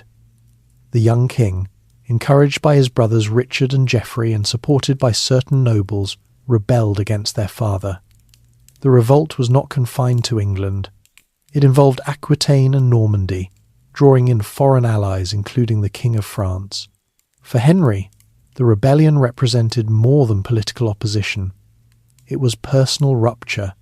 He had sought to secure succession carefully, avoiding the fragmentation that had plagued earlier generations. Instead, his own sons challenged his authority. The political climate shifted rapidly. Barons who had benefited from royal centralization now faced choice between loyalty and opportunity. Some aligned with the princes, hoping for greater autonomy under divided rule.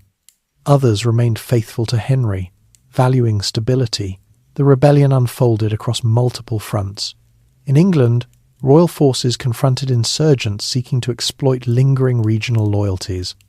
In Normandy and Aquitaine, conflict intersected with existing rivalries among nobles. Henry responded with characteristic energy. He moved swiftly between territories, coordinating defence and negotiating with wavering lords. His administrative reforms now proved advantageous. Financial reserves allowed hiring of mercenaries. Communication networks facilitated rapid response. Ordinary people experienced renewed anxiety. Memories of civil war were not distant. Villagers feared requisitioning of supplies. Merchants worried about disrupted trade routes. The stability Henry had worked to restore seemed fragile once more. In 1174, amid ongoing conflict, Henry undertook a symbolic act. Before launching a campaign in England against rebel forces supported by the Scottish king, he travelled to Canterbury. There, at Becket's tomb, he again performed penance. The gesture sought divine favour as much as political reassurance. Shortly afterward, news arrived that Scottish forces had been defeated and their king captured. The coincidence strengthened perception among supporters that reconciliation with the Church had restored fortune. By late 1174 the rebellion collapsed. The young king and his brothers submitted. Henry demonstrated measured clemency. He forgave his sons, restored certain privileges, but retained central authority. He did not dismantle the administrative framework he had built. Eleanor's role in the rebellion had been significant. She was accused of encouraging her son's defiance. Henry responded by confining her under guarded residence. Though treated with respect befitting her rank, her freedom of movement was restricted for years. The Great Rebellion revealed vulnerabilities within even the most structured realm. Administrative coherence could not prevent dynastic ambition. The bonds of family proved as complex as those of nobility. After suppressing the revolt, Henry resumed governance with renewed determination. He strengthened oversight in Aquitaine, where unrest had been particularly persistent. Richard, his son, was granted greater responsibility there, though under supervision. England returned to stability more quickly than might have been expected. Royal courts continued functioning. Financial systems remained intact. The rebellion had tested, but not dismantled, Henry's reforms. The political landscape of Europe adjusted as well. The French king, having supported the rebellion, recalibrated relations with Henry. Diplomacy resumed, though rivalry endured. Within the royal household, reconciliation remained uneasy. The young king retained title but little autonomy. Richard and Geoffrey balanced loyalty with ambition. Henry, now older and more experienced, recognised that succession planning required ongoing vigilance. Daily life for ordinary people gradually regained routine. Pilgrimages to Canterbury increased, reinforcing Becket's status as martyr. Markets resumed predictable schedules. Agricultural cycles continued uninterrupted by major conflict. Henry's reign, once defined primarily by administrative innovation, now encompassed dynastic tension. He had proven capable of rebuilding a fractured kingdom and suppressing rebellion, yet the challenge of managing heirs remained unresolved. If you consider how authority operates within family as well as state, you may sense the complexity Henry faced. A king could command armies and issue writs. He could not easily govern the aspirations of his sons. The events following Becket's death had reshaped his understanding of limits. The rebellion of 1173-74 deepened that awareness. Power required not only structure but flexibility. As the 1170s progressed, Henry's empire remained vast. England was stable. Normandy and Anjou were secure. Aquitaine demanded careful attention. The sons who would inherit portions of this realm were growing into independent actors. The balance between unity and division would define the next phase of his reign. Henry had restored order to a kingdom once fractured. Now he faced the task of preserving coherence within his own lineage. The crown rested firmly upon his head, but its future depended on relationships that could not be regulated by writ alone. After the rebellion of his sons had been contained and outward peace restored, Henry turned again to the broader shape of his dominion. The events of 1173-74 had reminded him that power, however carefully structured, required constant reinforcement. Stability could not be assumed. It had to be maintained through presence, negotiation, and at times quiet pressure. One region that drew increasing attention during these years was Ireland. English involvement there had begun earlier in his reign, when a dispossessed Irish king, Diarmait mac Murchada of Leinster, sought assistance in reclaiming his throne. Norman adventurers from Wales had answered that call, establishing footholds along Ireland's eastern coast. Their success created opportunity and potential complication. Henry understood that independent Norman lords establishing semi-autonomous territories in Ireland could become a problem if left unchecked. In 1171, he travelled to Ireland himself, asserting royal authority over the Anglo-Norman settlers and negotiating submission from several Irish rulers. His presence signalled that expansion beyond England and France would occur under centralised direction, not private initiative. Ireland in the 12th century was politically fragmented. Regional kings governed territories with shifting alliances. Monastic communities dotted the landscape, preserving Christian learning and local tradition. Agriculture was organised through clan-based systems, with cattle serving as significant markers of wealth. Henry did not attempt immediate comprehensive restructuring of Irish society. Instead, he accepted submissions, granted charters to loyal lords, and established a framework through which English influence could expand gradually. The lordship of Ireland became part of his dominion, though practical control remained concentrated in certain coastal regions. Back in England, administrative consolidation continued. The Assize of Northampton in 1176 further refined judicial procedures, expanding the use of travelling justices and clarifying categories of crime. The system of royal courts became more accessible, though not universally welcomed. Merchants benefited from increased predictability. Trade across the Channel flourished. Wool exports remained central to English prosperity. Ports such as London, Bristol and Southampton saw steady activity. Custom duties contributed to royal income, reinforcing financial stability. In Aquitaine, however, peace remained fragile. The duchy's nobles were accustomed to asserting independence. Richard, Henry's son, increasingly assumed responsibility there. His temperament differed from his father's. Where Henry valued administrative consistency, Richard displayed martial enthusiasm. Aquitaine required both qualities. Eleanor remained confined, though her influence was not entirely extinguished.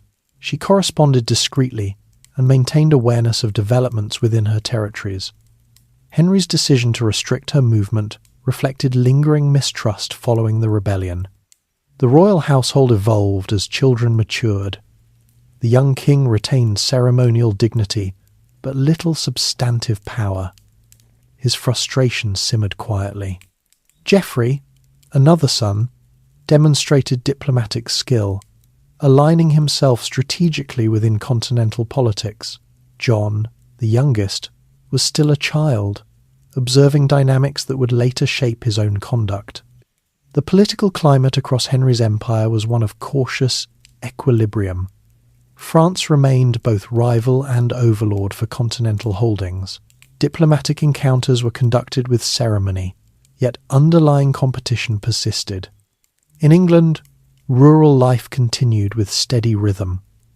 Peasants cultivated fields according to open field systems, sharing strips of land divided among families. The manorial system structured obligations, labour services, rents, and dues to local lords. Royal reforms influenced the legal framework, but did not alter daily agricultural practice. Monastic communities maintained their routines. Bells marked hours of prayer. Manuscripts were copied with care. Pilgrims visited shrines, including that of Thomas Becket, whose cult grew steadily. Canterbury became a site of spiritual and economic significance. Henry's governance style remained characterized by movement. He rarely rested long in one residence. His itinerant court functioned as both symbol and instrument of authority. This mobility allowed him to address regional issues directly, though it demanded endurance from those who accompanied him. Financial oversight remained meticulous. The Exchequer continued auditing accounts. Sheriffs were required to present tallies regularly. The habit of written record-keeping deepened institutional memory. Yet beneath this administrative coherence, familial tension resurfaced periodically. The young king's dissatisfaction did not disappear. Though outwardly reconciled, he sought opportunities to assert himself. His court attracted knights who valued generosity and tournament culture, sometimes contrasting with Henry's more restrained patronage. The question of succession remained unresolved in practice. Henry had attempted to secure stability through early coronation of his eldest son, yet real power remained centralized. Balancing authority among heirs without fragmenting the realm proved increasingly delicate. In 1183, tragedy struck when the young king died unexpectedly from illness.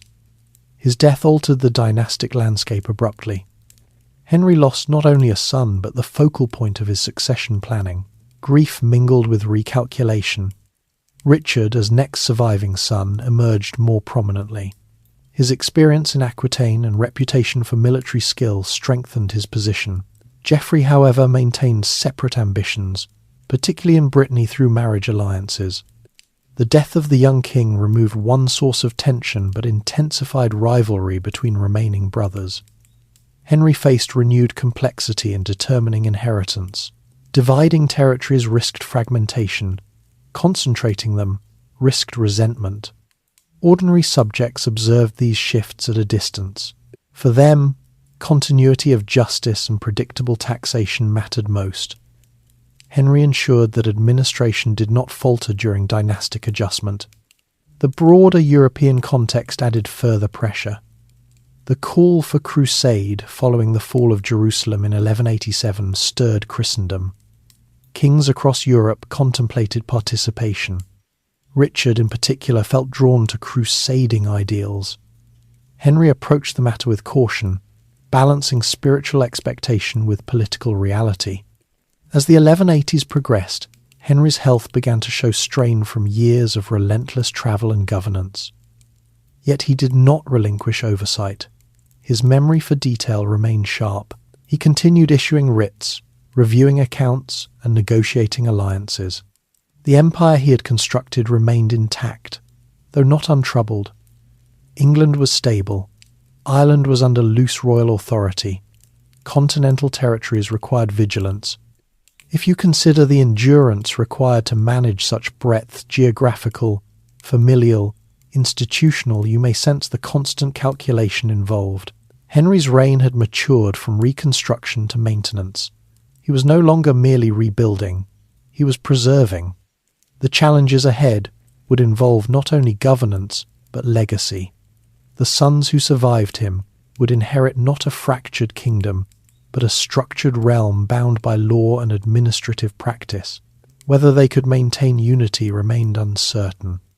The death of the young king in 1183 did not bring quiet resolution to Henry's household. Instead, it shifted the centre of gravity. The son who had once been crowned in anticipation of orderly succession was gone, and with him vanished the arrangement Henry had designed to prevent rivalry. The delicate balance between his remaining sons now required new calculation. Richard, already experienced in governing Aquitaine, emerged as the most prominent heir.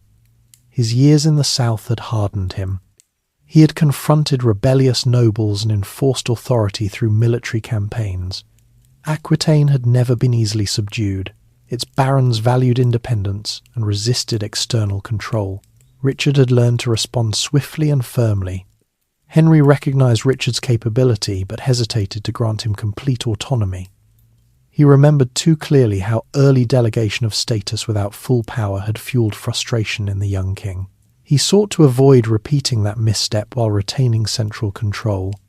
Geoffrey, the third son, occupied a different position.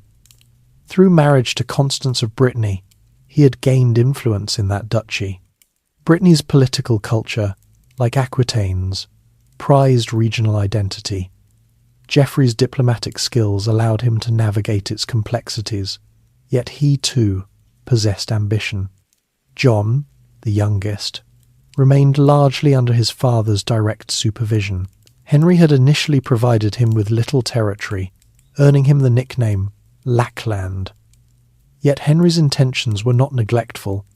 He intended to secure suitable lands for John without destabilizing arrangements for his elder brothers. The political climate within the empire reflected these tensions. Nobles aligned themselves with different princes, sometimes anticipating future advantage. The French king, now Philip II, watched developments closely. A divided Plantagenet house would benefit Capetian interests. Henry's relationship with Philip oscillated between cooperation and rivalry. Formal homage ceremonies maintained outward order, but underlying competition for influence in France persisted. Philip's youth and intelligence made him a formidable counterpart. Meanwhile, the call for crusade following the fall of Jerusalem to Saladin in 1187 reshaped European priorities. The loss of the Holy City stirred profound emotion across Christendom. Preachers travelled from town to town urging rulers to take up the cross. Richard responded with enthusiasm, seeing opportunity for both spiritual merit and martial distinction. Henry approached the crusade question more cautiously. He understood the cost of prolonged absence from his territories. Financing a crusade required substantial taxation. In England, a special levy known as the Saladin tithe was imposed to raise funds. Collection of this tax required efficient administration, which Henry's reforms made possible. Ordinary people felt the burden. Peasants and townsfolk alike contributed portions of income or goods. While many supported the spiritual aim of reclaiming Jerusalem, the immediate effect was increased financial demand. Yet the established structures of governance ensured collection proceeded with relative order. Within the royal household, disagreements over succession intensified. Richard expected recognition as primary heir following his brother's death. Henry hesitated to formalise arrangements fully, mindful of Geoffrey's claims and John's future. In 1186, Geoffrey died unexpectedly after a tournament accident in Paris. His death removed another potential claimant, but deepened instability. Brittany's governance required careful adjustment. Constance retained influence, but the absence of Geoffrey altered regional dynamics. The loss of 2 sons within 3 years weighed heavily on Henry. Yet governance could not pause. Richard's prominence increased further. Philip II encouraged Richard's ambitions, seeking advantage in Plantagenet discord. Tensions escalated when Richard demanded formal acknowledgement as heir to all continental territories. Henry, wary of ceding authority prematurely, resisted immediate concession.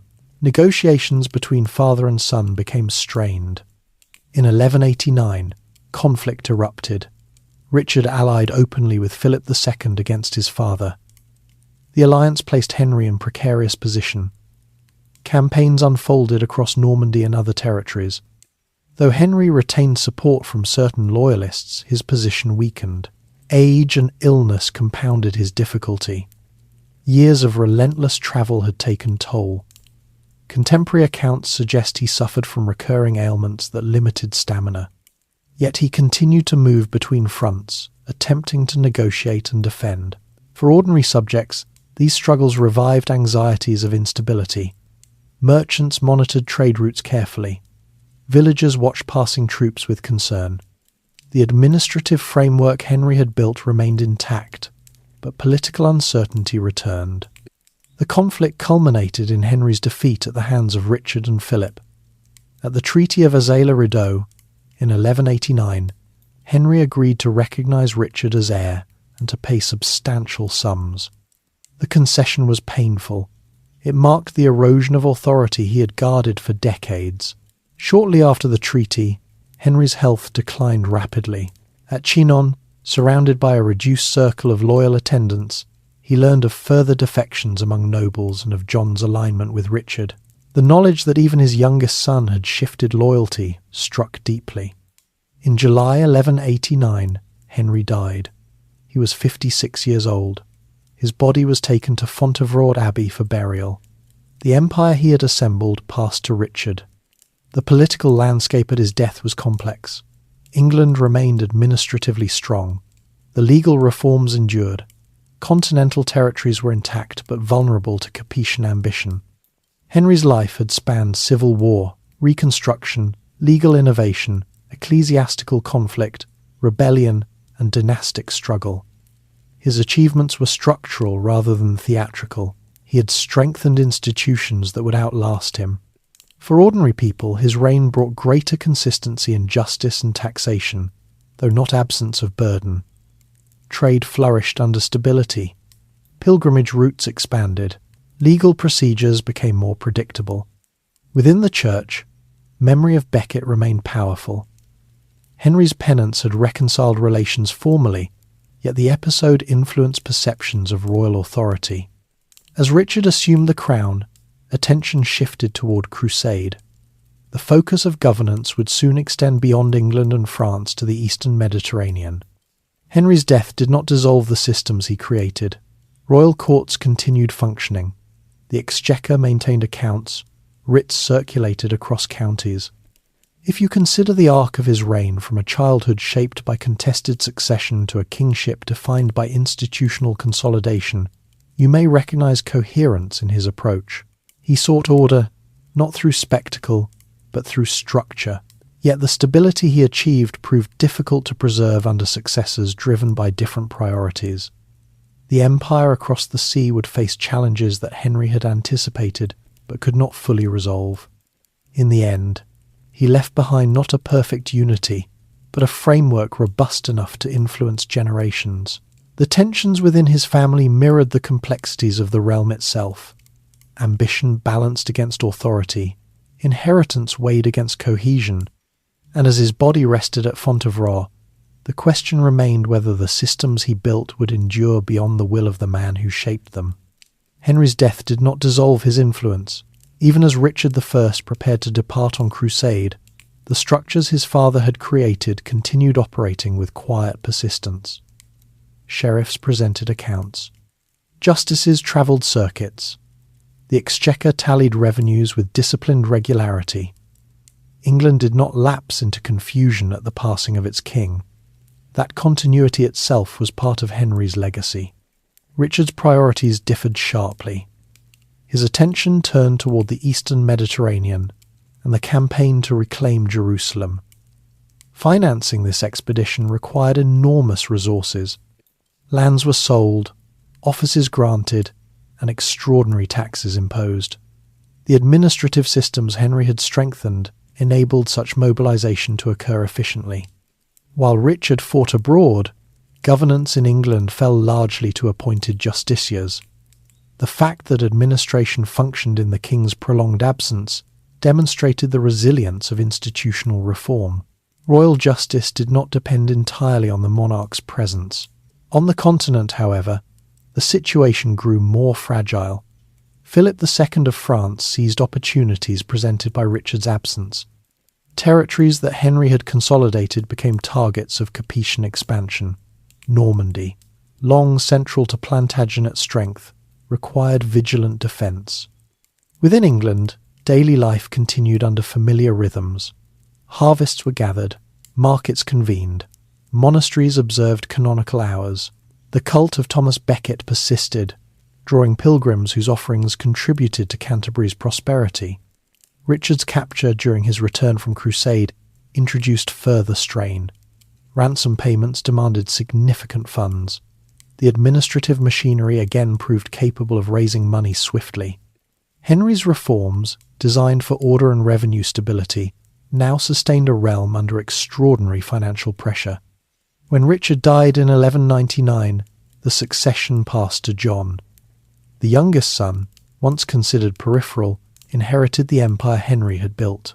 John's reign would test the durability of that inheritance. Unlike his father, John lacked consistent support among continental nobles. Philip II exploited divisions skillfully. Over time, Normandy and other French territories were lost to Capetian control. The continental empire Henry had forged began to fragment. In England, dissatisfaction grew.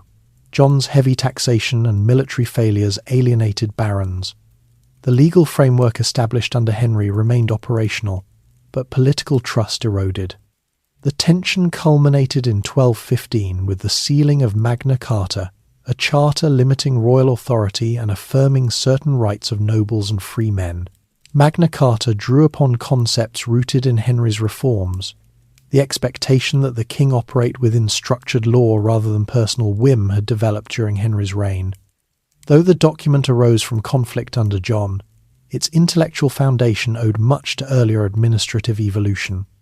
Across the decades following Henry's death, England's legal system matured further. Jury procedures expanded.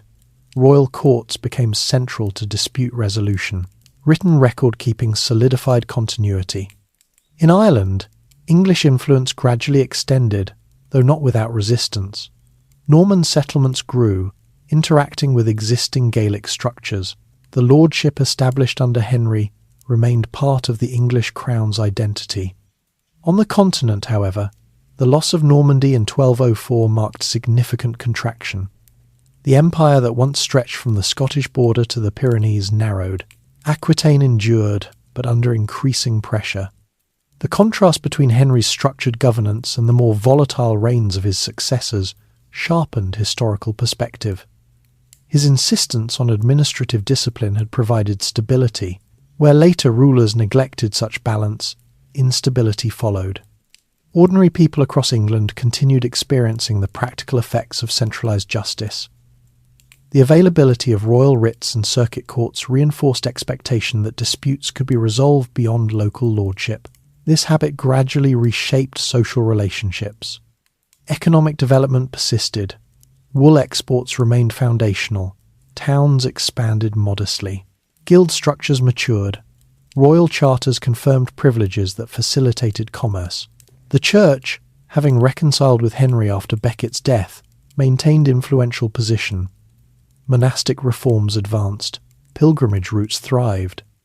Ecclesiastical courts continued operating alongside royal ones, preserving dual jurisdiction negotiated during Henry's lifetime. As generations passed, Henry II's reign came to be viewed as foundational.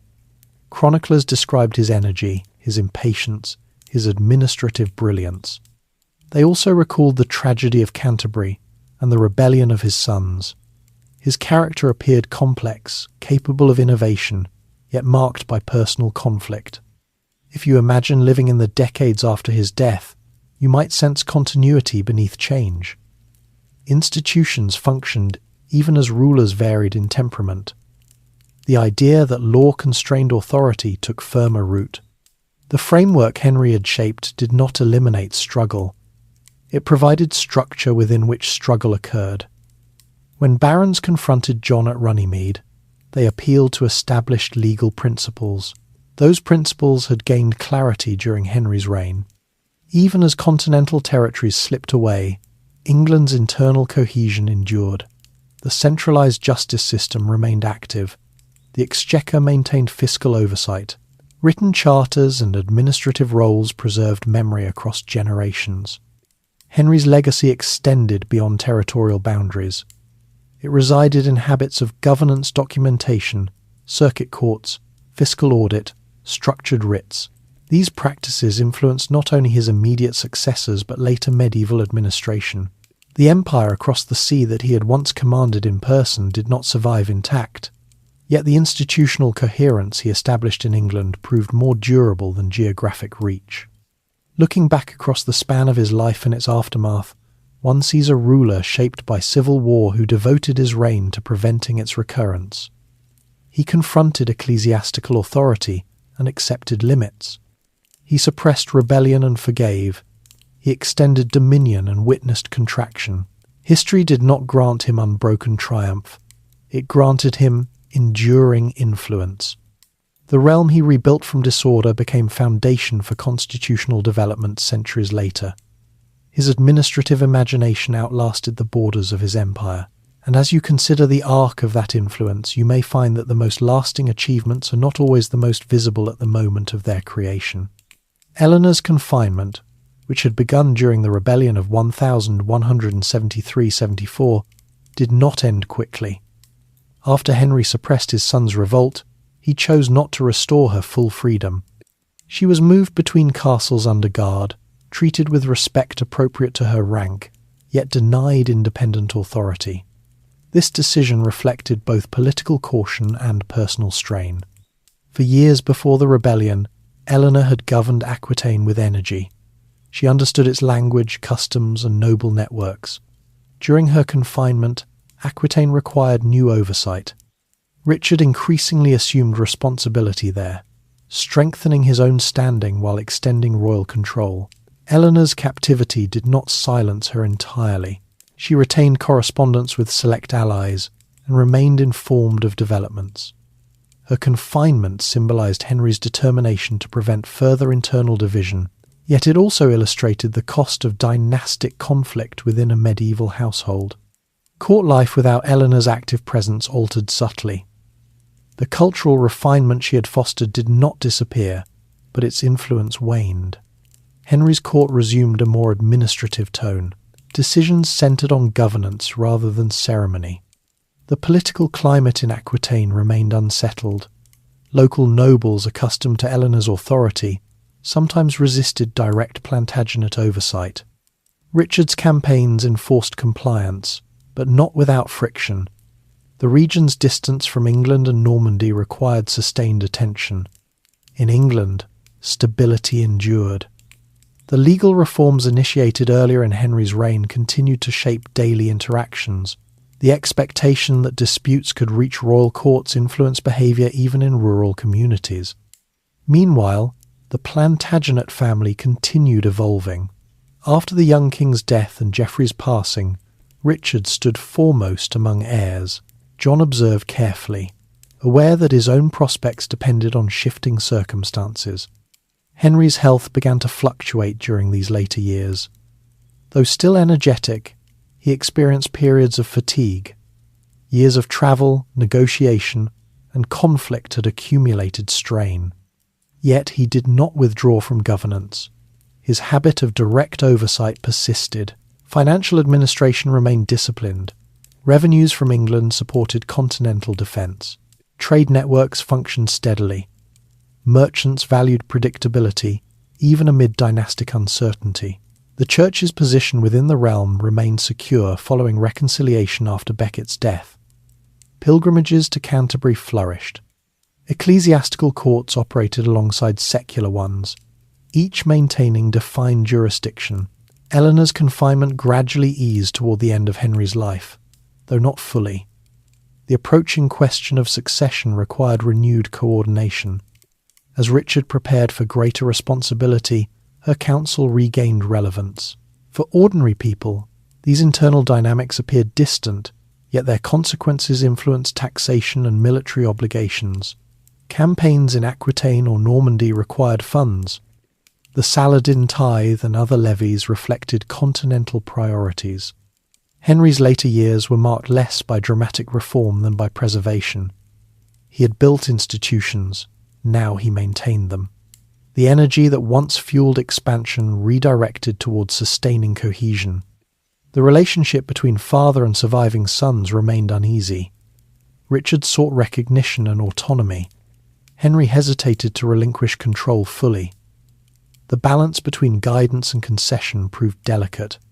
When open conflict finally emerged between Henry and Richard in alliance with Philip II, the strain of years became evident. Eleanor's eventual release during Richard's ascendancy signalled shift in family alignment. Looking back at Eleanor's confinement, one sees intersection of personal mistrust and political necessity. Henry believed restricting her movement prevented further rebellion, yet the decision deepened familial distance. The empire he governed required unity not only among nobles but within his own household. The challenge of managing strong personalities, Eleanor's, Richard's, his own tested, even his administrative resolve. As Henry's life approached its conclusion, the structures he built remained firm. Courts functioned, revenues flowed, trade continued. Yet the unity of his continental empire faced erosion. Eleanor would outlive him by many years, witnessing Richard's crusade and John's troubled reign. Her confinement during Henry's lifetime became one chapter in a broader narrative of Plantagenet complexity. The lessons of those years were not confined to politics alone. They revealed how authority within family mirrored authority within state, requiring negotiation, compromise, and at times restraint. Henry's determination to preserve coherence sometimes required difficult choices. Eleanor's captivity was one such choice, reflecting his fear that division from within could undo what he had built. In the end, her resilience matched his own. The partnership that had once expanded his empire endured in altered form. Even confined, she remained a figure of consequence. And as Henry's reign entered its final phase, the interplay between personal relationship and political strategy remained central to the future of the realm he had shaped. By the later years of Henry's reign, the broad outlines of his achievement were visible not only in charters and court rolls, but in the ordinary rhythms of life across his kingdom. England in the 1180s was not peaceful in the sense of being free from tension, yet it was orderly in a way it had not been during his childhood. The machinery of governance functioned with a steadiness that most people had come to expect. In the countryside, the open field system shaped agricultural labour. Villagers worked long strips of land divided among households, their plough teams moving in coordinated lines across shared fields. Spring planting required cooperation. Autumn harvest brought collective effort and communal meals, marking the end of intense labour. Obligations to the lord of the manor remained days of work on demesne land, payments in grain or coin, but disputes over those obligations increasingly fell within the reach of royal courts if grievances escalated. Manorial courts still handled most daily issues: minor theft, boundary disagreements, breaches of customary duty. Yet beyond them stood the authority of the crown. The knowledge that a writ could summon parties before royal justices subtly altered the balance between lord and tenant. The king's law did not erase hierarchy, but it offered recourse beyond immediate local power. In towns, guilds regulated crafts and trade. Apprentices trained under masters for years before earning status. Bakers, tanners, smiths and weavers operated within established standards. Royal charters confirmed urban privileges, protecting towns from arbitrary interference. Market days drew farmers from surrounding villages bringing grain, livestock, wool and dairy goods to exchange for tools and cloth.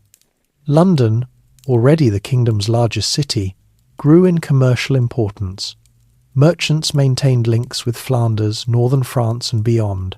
Ships laden with wool departed regularly. Customs duties provided reliable income to the crown. Henry's administrative discipline ensured that revenues were recorded and audited carefully. The Exchequer sessions, held twice yearly, became predictable events. Sheriffs arrived prepared with tallies. The checkered cloth laid out for calculation symbolised systematic oversight.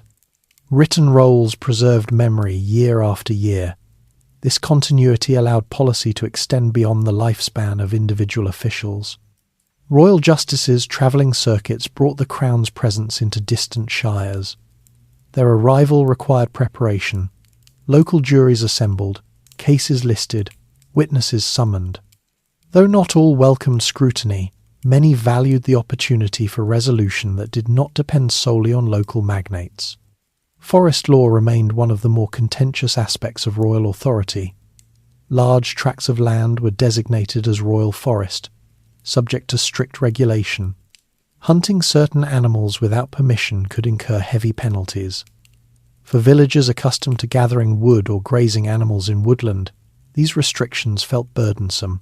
Henry maintained forest law firmly, viewing it as both symbol and source of revenue. Religious life continued to structure daily routine. Monasteries thrived under royal patronage. New monastic foundations appeared, reflecting both spiritual devotion and aristocratic ambition. Feast days punctuated the calendar, offering respite from labour. Pilgrimage to Canterbury flourished, and the shrine of Thomas Becket became a significant spiritual and economic centre. Education remained largely clerical. Cathedral schools trained boys in Latin grammar and scripture. Some would enter church service, others might serve in royal administration. The expanding use of written documentation created demand for literate clerks, intertwining ecclesiastical learning with secular governance. At court, Henry maintained his customary pace. He continued travelling between England and his continental territories. Meals remained efficient. Discussions of policy often occurred while on horseback. He preferred engagement over ceremony. Richard's position as heir grew clearer following the deaths of his brothers, yet Henry still hesitated to grant him full independence. Aquitaine demanded attention, and Richard spent much of his time there, suppressing unrest and strengthening his own network of loyalty. John, though younger, began to receive more attention. Henry sought to provide him with lands that would not provoke rivalry. Negotiations for marriage alliances unfolded quietly, designed to secure advantageous connections. The French King Philip II remained watchful. Diplomatic meetings between Henry and Philip involved careful choreography. Oaths of fealty for continental territories were observed, though tension simmered beneath formal gestures. Economically, the kingdom benefited from relative stability. Population growth supported agricultural expansion. Towns expanded modestly within their walls. Coinage circulated with greater uniformity than in previous decades. The legal culture that Henry nurtured matured steadily. The use of juries to present accusations and determine facts became more regular. Though far from modern standards, these procedures embedded community participation within royal justice. Social hierarchy remained pronounced. Nobles exercised authority over tenants. Peasants bore heavy labour burdens. Yet the predictability of law offered limited but meaningful protection. Royal oversight constrained some abuses that might previously have gone unchallenged. Henry's later years were less marked by sweeping reform than by vigilance. He monitored finances, adjusted policies where needed, and managed relations with France carefully. His energy, though somewhat diminished by age, remained formidable. Within the household, relationships with his sons were uneasy but functional. Richard's ambition was evident. Henry's reluctance to concede complete authority generated friction. John watched closely, learning lessons about loyalty and opportunity. As the 1180s drew toward their close, Europe itself shifted. The fall of Jerusalem and preparations for crusade altered priorities. The Saladin tithe, imposed across England, illustrated both administrative capacity and popular burden. For ordinary people, the demands of taxation and military readiness coexisted with familiar patterns of life. Fields were sown, livestock tended, children apprenticed, weddings celebrated in parish churches. The Crown's influence extended into these routines through law and levy, yet it did not disrupt their continuity entirely. Henry's reign had transformed England from a kingdom fractured by civil war into one governed by structured administration. The effect was not dramatic spectacle but steady function. If you imagine living in a village under his rule, you might not speak of grand empire. You might speak of predictable court days, known tolls, and the occasional visit of royal justices. Stability, rather than glory, defined daily experience. As Henry aged, the question of succession pressed more urgently. His empire, spanning sea and language, required careful transition. The structures he built were strong, but their endurance depended on the character of those who would inherit them. The final years of his life would test whether the habits of governance he instilled could survive personal rivalry and external pressure. The steady rhythm of England's fields and markets continued, yet beneath them, tension gathered once more. As Henry moved into the final decade of his life, the stability he had cultivated rested upon uncertain ground. Richard's ambition had matured into open expectation. He had governed Aquitaine for years, led campaigns against rebellious lords, and cultivated alliances among knights who admired his courage. To many observers, he appeared the natural successor. Yet Henry hesitated to formalize arrangements fully, wary of diminishing his own authority before time required it. The tension between father and son was not simply personal impatience. It reflected differing visions of rule. Henry valued administrative continuity, negotiation, and oversight. Richard valued decisive action and military distinction. Both qualities had place within medieval kingship, but their balance proved difficult within a shared political space. Philip II of France recognized opportunity in this strain. Younger than Henry, yet increasingly confident, Philip strengthened alliances with Richard. The Capetian monarchy had long sought to recover lands held by powerful vassals. A divided Plantagenet house offered strategic advantage. Meetings between Henry and Philip grew more formal and guarded. Homage for continental territories continued as custom required, but underlying rivalry intensified. Diplomatic courtesies masked competitive calculation. In Aquitaine, Richard's authority solidified further. His campaigns suppressed dissent, but not without harsh measures. The region remained proud and resistant to external control. Richard's reputation as warrior grew, strengthening his appeal among those who valued martial leadership. Meanwhile, John matured from child to adolescent. Henry sought suitable marriage alliances to enhance his position, yet John's lack of substantial territory limited his standing compared to Richard. Within England, governance proceeded steadily. Royal courts operated under established procedures. The Exchequer maintained fiscal discipline. The Saladin tithe continued funding preparations for crusade, reflecting broader European engagement. Ordinary subjects experienced little immediate sign of dynastic strain beyond increased taxation. Agricultural life followed familiar patterns. Market trade continued. Pilgrimages persisted. Yet rumours of conflict at court filtered outward, reminding people that stability depended upon succession. Henry's health began to show more frequent strain. Though still active, he experienced bouts of illness that slowed travel temporarily. Years of relentless movement between England and the continent had accumulated fatigue. In 1188, tensions escalated. Richard publicly aligned with Philip against his father's hesitancy. The alliance transformed private disagreement into open political challenge. Nobles across Normandy and Anjou evaluated loyalties carefully. Henry responded with negotiation attempts but prepared for confrontation. Campaigns unfolded across his continental territories. Castles changed hands. Towns endured siege and negotiation. The conflict did not resemble the widespread civil war of Henry's childhood, yet it carried similar undertones of uncertainty. Merchants monitored roads cautiously. Farmers near contested areas feared requisition of supplies. Philip advanced strategically, capitalizing on Henry's weakened position. The aging king struggled to maintain cohesion among supporters. Some nobles defected, calculating that Richard's eventual succession was inevitable. In 1189, the confrontation reached a decisive stage. Richard and Philip pressed Henry militarily and diplomatically. The Treaty of Wallingford forced Henry to acknowledge Richard formally as heir and to concede additional terms.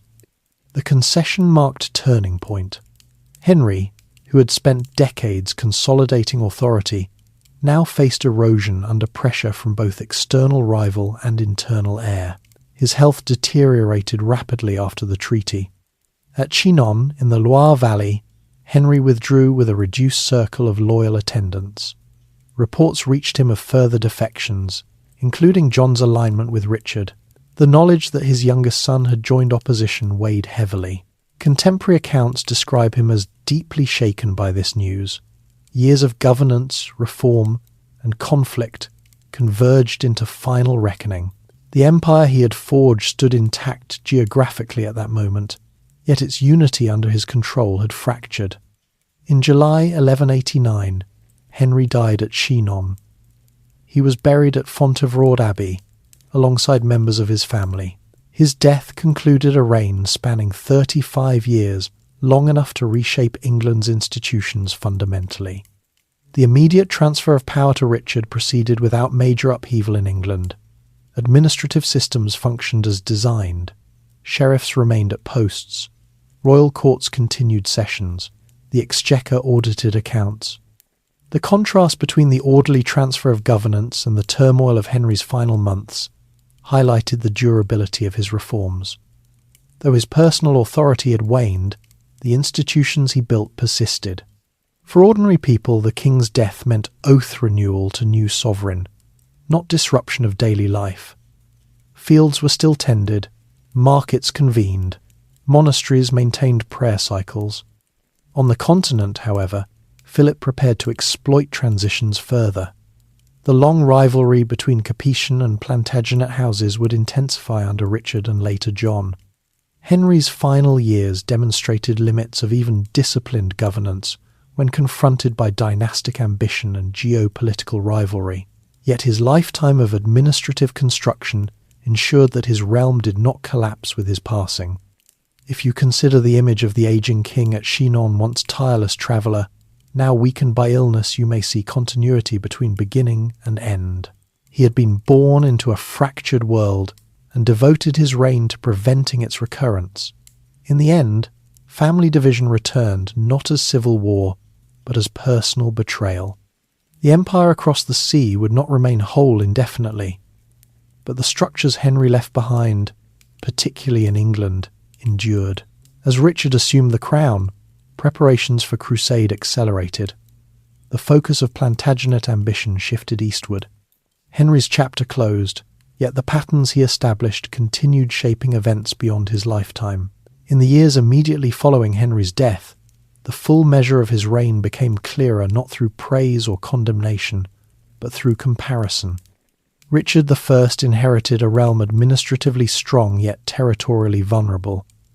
The structures his father had built in England operated with notable resilience, even as continental holdings faced persistent challenge. Richard's departure on crusade placed extraordinary strain on finances and administration, yet the Exchequer functioned efficiently, collecting levies and coordinating ransom payments when the king was captured. The fact that England remained governable in the prolonged absence of its monarch testified to Henry's institutional foresight. Royal justice continued to operate through established procedures. Sheriffs remained accountable. Written records preserved continuity. On the continent, however, the balance shifted steadily in favour of Philip II. Normandy, long central to Plantagenet strength, became focal point of conflict. After Richard's death in 1199, John inherited a difficult position. Unlike Henry, whose authority had been forged in struggle yet strengthened through discipline, John struggled to command consistent loyalty among continental nobles. By 1204, Normandy was lost to the French crown. The empire Henry had assembled across the Channel fractured significantly. Aquitaine remained under English control, but the broader territorial coherence diminished. In England, John's heavy taxation and arbitrary measures strained baronial relations. The administrative systems Henry created remained intact, yet their legitimacy depended on balanced use. When John exceeded expectations of fairness, resistance grew. The crisis culminated in 1215 at Runnymede, where Magna Carta was sealed. Though born of conflict under John, its provisions reflected long-evolving expectations of lawful governance. The idea that the king should operate within defined legal boundaries was not new. It had developed gradually through the institutional practices. Henry strengthened written charters, circuit courts, financial audits, and predictable procedures. Magna Carta affirmed that certain rights and customs could not be disregarded. It limited arbitrary taxation and reinforced due process. While far from democratic in modern sense, it embodied the principle that governance required adherence to structured law. Looking backward, one sees that Henry's reign laid groundwork for such development. His insistence on written documentation and standardized writs fostered a culture in which legal expectation became part of political identity. Even when successors faltered, the framework endured. Daily life across England in the early 13th century reflected this continuity. Peasants continued agricultural cycles under manorial systems. Towns expanded modestly. Guilds regulated trades. Pilgrimages to Canterbury remained popular. Royal courts still travelled circuits, hearing disputes according to established forms. The Church maintained significant influence, though its relationship with the Crown varied under different rulers. The memory of Becket's martyrdom remained vivid, shaping attitudes toward ecclesiastical autonomy. In Ireland, English authority expanded gradually, though never without resistance. Norman settlements integrated with existing Gaelic structures in uneven ways. The lordship established under Henry persisted, though effective control fluctuated. As decades passed, Henry II's reign acquired reputation as formative. Chroniclers highlighted his energy, administrative genius, and the tragedy of his conflict with Becket. They noted his capacity for both innovation and severity. If one considers the arc of his life, it appears defined less by dramatic conquest than by structural consolidation. He inherited a fractured kingdom and left behind an administrative state capable of functioning beyond individual charisma. His empire across the sea did not remain unified indefinitely. Territorial contraction under his successors altered the map. Yet within England, the habits of governance he encouraged proved resilient. The concept of a king bound by law, though imperfectly realised, gained strength during his era. Royal justice became expected rather than exceptional. Written record-keeping fostered continuity across generations. For ordinary people, the changes he introduced were gradual rather than spectacular, yet over time they shaped experience of authority. Predictable courts, recorded charters, and standardized taxation altered relationships between ruler and ruled. Henry's later years had been marked by personal conflict and declining health. His final defeat at the hands of Richard and Philip cast shadow over his closing chapter. Yet his institutional legacy outlived the disappointments of those months.